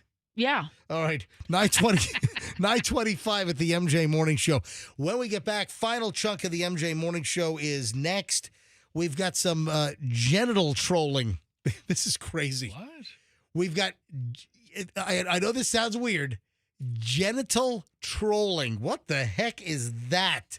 And then the kayaker story that everybody is talking about. Insane.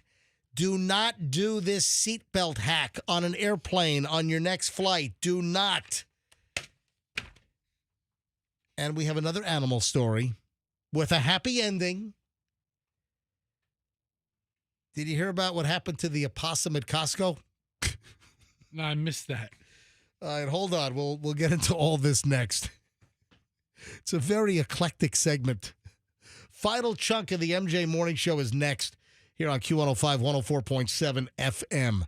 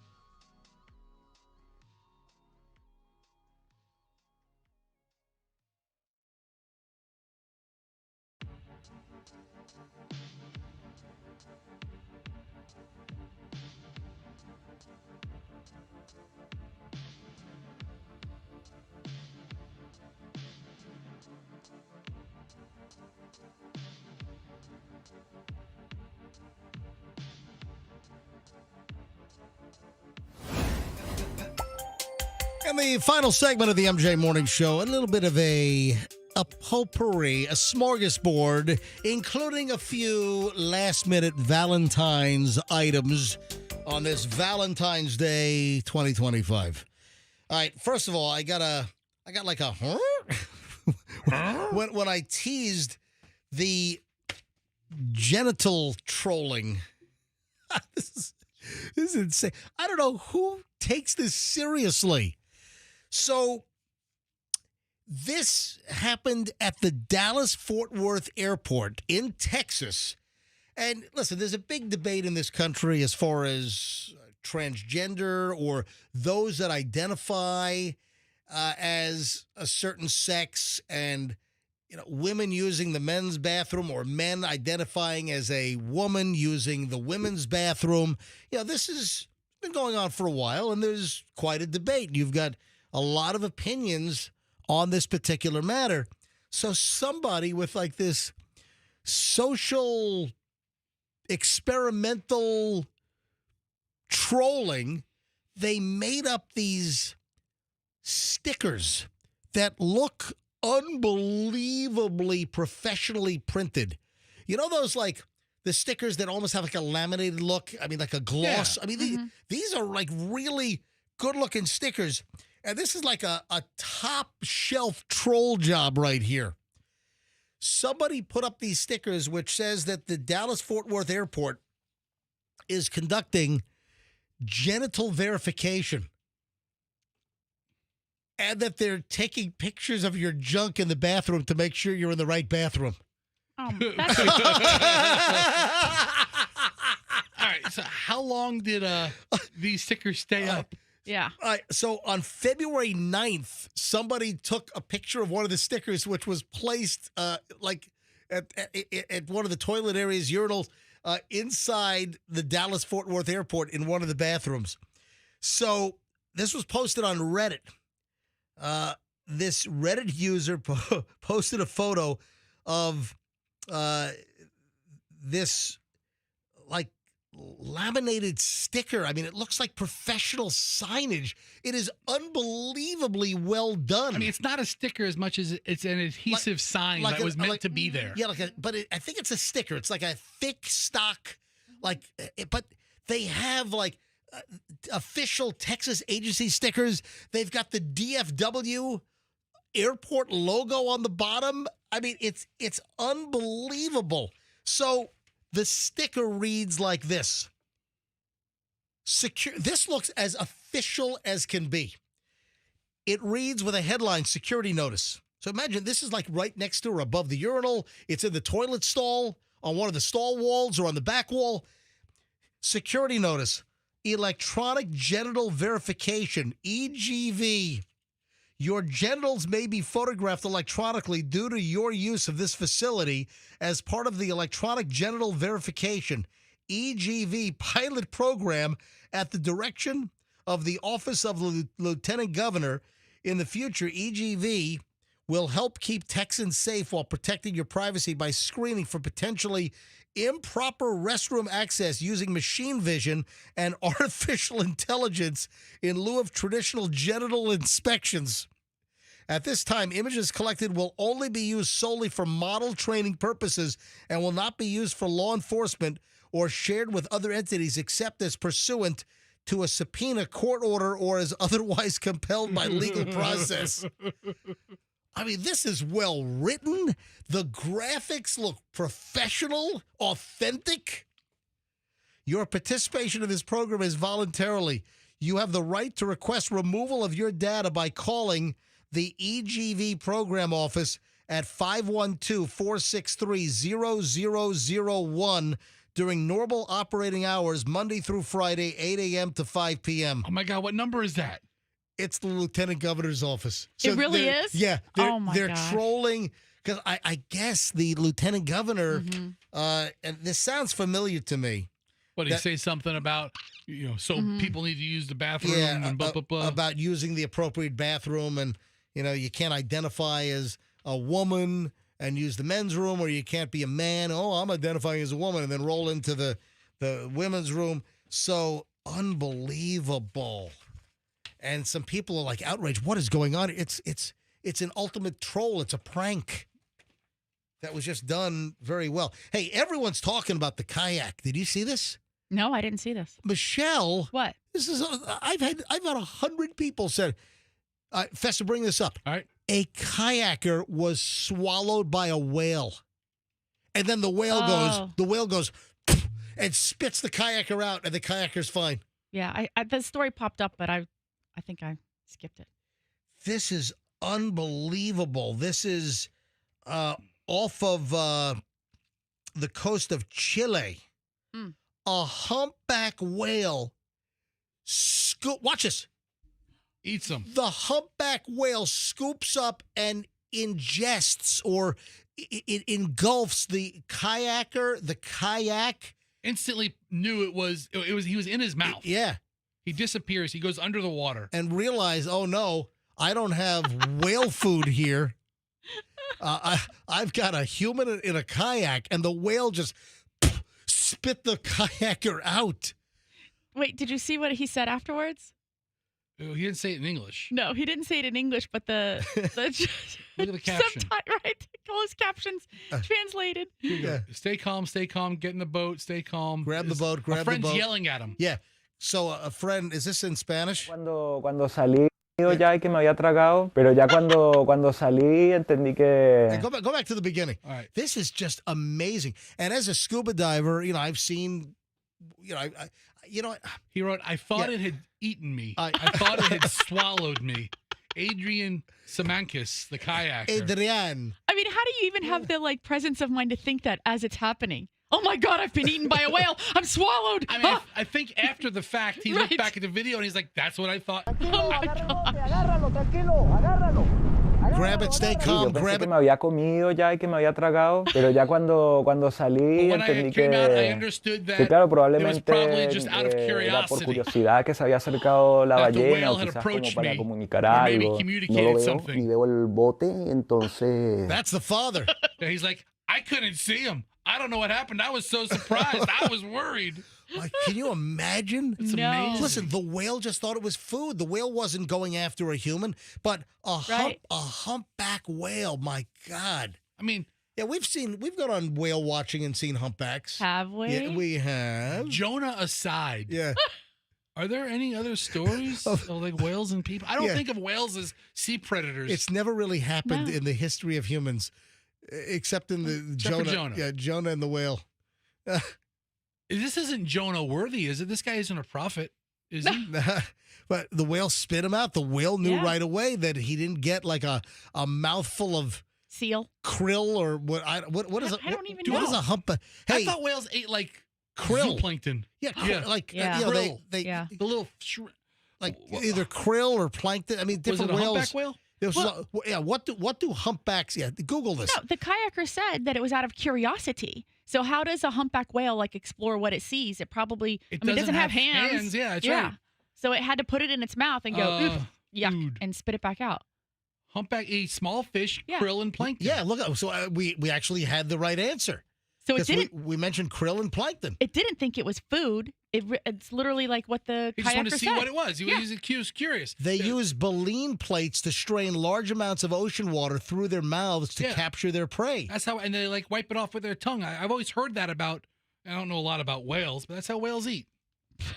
But he was just exploring. He was curious. He saw the kayak was bright yellow, so the whale knew it was something, and he came up to see what it was, and it was this Chilean man in a kayak. I need to call my friends over at Tackle Shack because they've got the scuba side, and then they have the sailing and kayak side, And then they have the whaling side in the back. You know what? I wanna maybe go over there and lick their kayaks and see which is the tastiest. Yuck. Yes, it's not this one because the whale spit it out pretty quickly. Yes, man, the video is unbelievable. And then I guess it was his father was in the other kayak, and they're rolling video, captured it on video. It's just amazing they actually captured it on video as well. Like the father was wearing a GoPro and he was pointed toward the sun, or he was behind the sun and watched him just get, taken down and then spit back out. If you got a plane flight planned soon, don't fall for this stupid airplane hack that's circulating on the internets and on social media. Yeah, experts are saying it's extremely dangerous.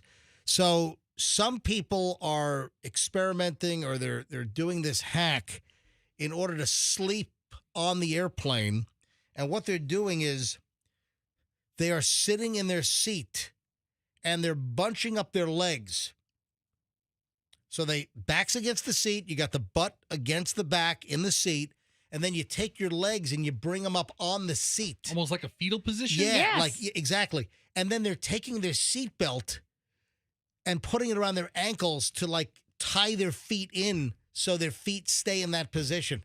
First of all, that sounds like the biggest cramped mess. Right. That sounds like a David Bloom, NBC News, deep vein thrombosis waiting to happen. Yep. You know? It didn't look very comfortable, to be honest with you. Did you see? This is unbelievable. I did. I saw that picture. So it's a viral seatbelt trick, a viral hack that they're saying, oh, if you're not like in a lie flat, if you're on a long flight, you want to sleep, and you're in coach or economy plus, and you have kind of a standard seat, that you stretch out the seatbelt all the way, like you're like 600 pounds, and then you sit down, you bring your feet up, and then you put the belt in front of your ankles and then cinch it. I saw the picture. It just did not look comfortable. And I mean, I think the story is that it's not safe. And clearly, it's not safe. In case of impact, you're eating your own ass. I mean, it's right there. Your knees are knocking out your teeth, for sure. Experts say that it's extremely dangerous. Again, the stuff that's being suggested and the things that people will actually do that they see some moron on TikTok do. I mean, think about it. If you were in the airport, you would sit if I was in the airport, like on the. What are you, Johnny 2 times over here? If you're in the airport, what are you going to get the papers? Get the paper. Tommy 2 times. Going to get the papers? Get the papers. Get your ticket. Get your ticket. He could be Fester 4 times. If you were sitting against the wall in an airport, you'd sit crouched down. Where's Jacob when I need him? Jacob, call us. Jacob, where are you? Jacob, are you listening to us right now? Probably is. Come on, Jacob, call us. Don't you give him the green light. Let me wish you a happy Valentine's Day, Jacob. 809, he knows the number. 800-990-1047. Jacob, if you're listening right now, call us. Hurry up, Jacob. Get on the phone. 800-990-1047. All right, what were you saying? No, I'm just saying, if you were crouched down against the wall. I thought you were going to get the papers. Get the papers. Let me go now and get them. All right, go ahead. But if you were sitting down against the wall, you'd sit with your feet close to you and your knees up high, and you might put your elbows on top of your knees if you were that thin and you could fit in that position. So I understand where it's coming from. Never heard of using your seatbelt to keep your ankles in place, but videos of people encouraging passengers to put their feet up on their seats, buckling them in for a midair nap. First of all, why is this even remotely comfortable? It looks miserable. If you were sleeping against a wall, if we were in a gymnasium and you had to sleep, you'd sit against the wall. I see how the position works. And you put your head over your knees. But it just feels like it's a shorter space to like do that. Like if you're at the gym wall, it's like a 16-year-old position. Though. Right, exactly. Yeah, I mean, it's like a 13-year-old girl that weighs 96 pounds. Right. Let's see if Fester can do it. Oh my God. I haven't. No, I don't even know what my junk was. Not a chance. Yeah, if the plane hits turbulence, causes you to lean forward at an increased rate, you could collide your head with the seat plastic in front of you. Whatever. Anyway, they say it's very, very dangerous. I gotta love this: the opossum and the Costco cake. Ooh. This is something you don't hear very often. Let me give you a sentence that you've never heard in your life. All right.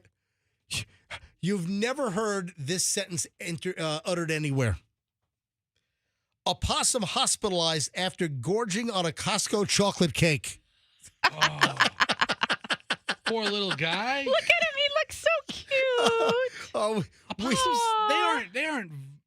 I know you're going to say they play possum. We have a recent story that just happened. Yeah. Cats, we have all kinds of barking in the yard. This is at night. It's like 9 o'clock at night, and the dogs are going crazy. And what's the next thing you're screaming at me, Michelle? They got a possum! Come out here! You have to save the possum! So Gatsby, our male Jack Russell, has the possum in his mouth by the scruff of the neck, and he's prancing across the yard with the possum in his mouth. And Michelle's like, they killed it! Oh my God, they killed possum! You bastard! So, all right, so hold on. This possum with the cake. Yeah.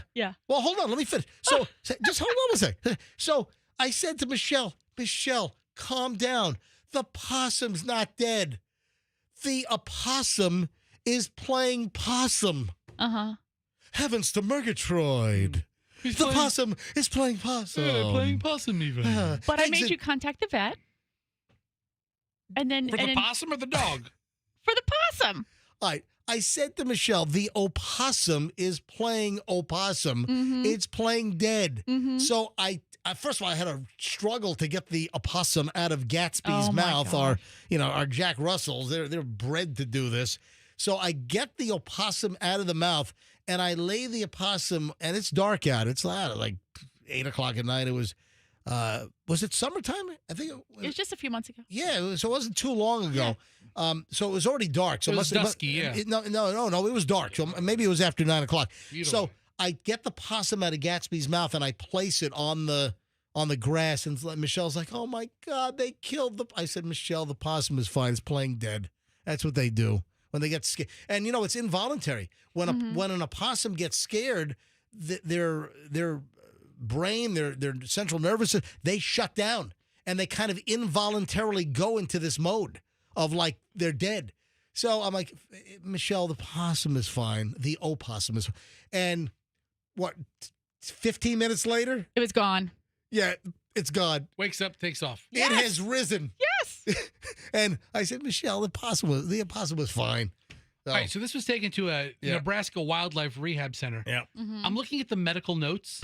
Yeah. It describes the possum the exact same way that they would describe me if I ate an entire Costco chocolate cake. It says, opossum was brought in due to having eaten an entire Costco cake. Chocolate cake. He was panting a lot. However, mobile and alert. That's how I would feel. Give me an entire cake. I will be panting. But I'll be mobile and alert. So the deal is, this family had the entire chocolate Costco cake. It was like a chocolate mousse cake. Sounds good. The family had run out of space to store a Costco chocolate mousse cake. They put it outside in the cold? They put it outside on some deck furniture. And the opossum comes by and says, Costco chocolate mousse cake, and eats the whole freaking cake. That's funny. And then it goes into like a chocolate coma. All right, but I guess the opossum's going to be all right. Folks, happy Valentine's Day. If you want to join Michelle and me for Valentine's dinner, we're going to be at the Olive Garden at West Shore and Boy Scout. About what time? 3:30. We're not going that early. 2:30. Do you just want to do lunch? Maybe.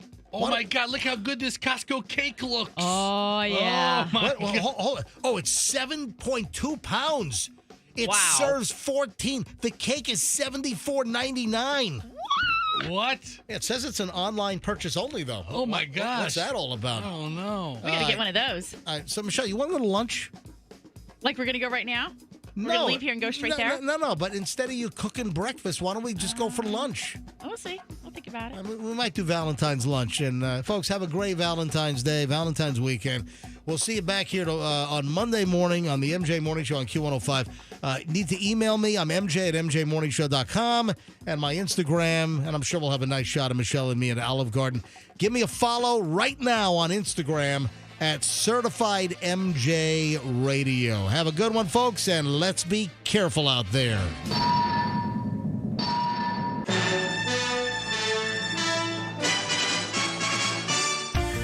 Hear the latest MJ Morning Show podcast on the Q105 app, powered by Anna Jar and Levine Accident Attorneys. Call 1-800-747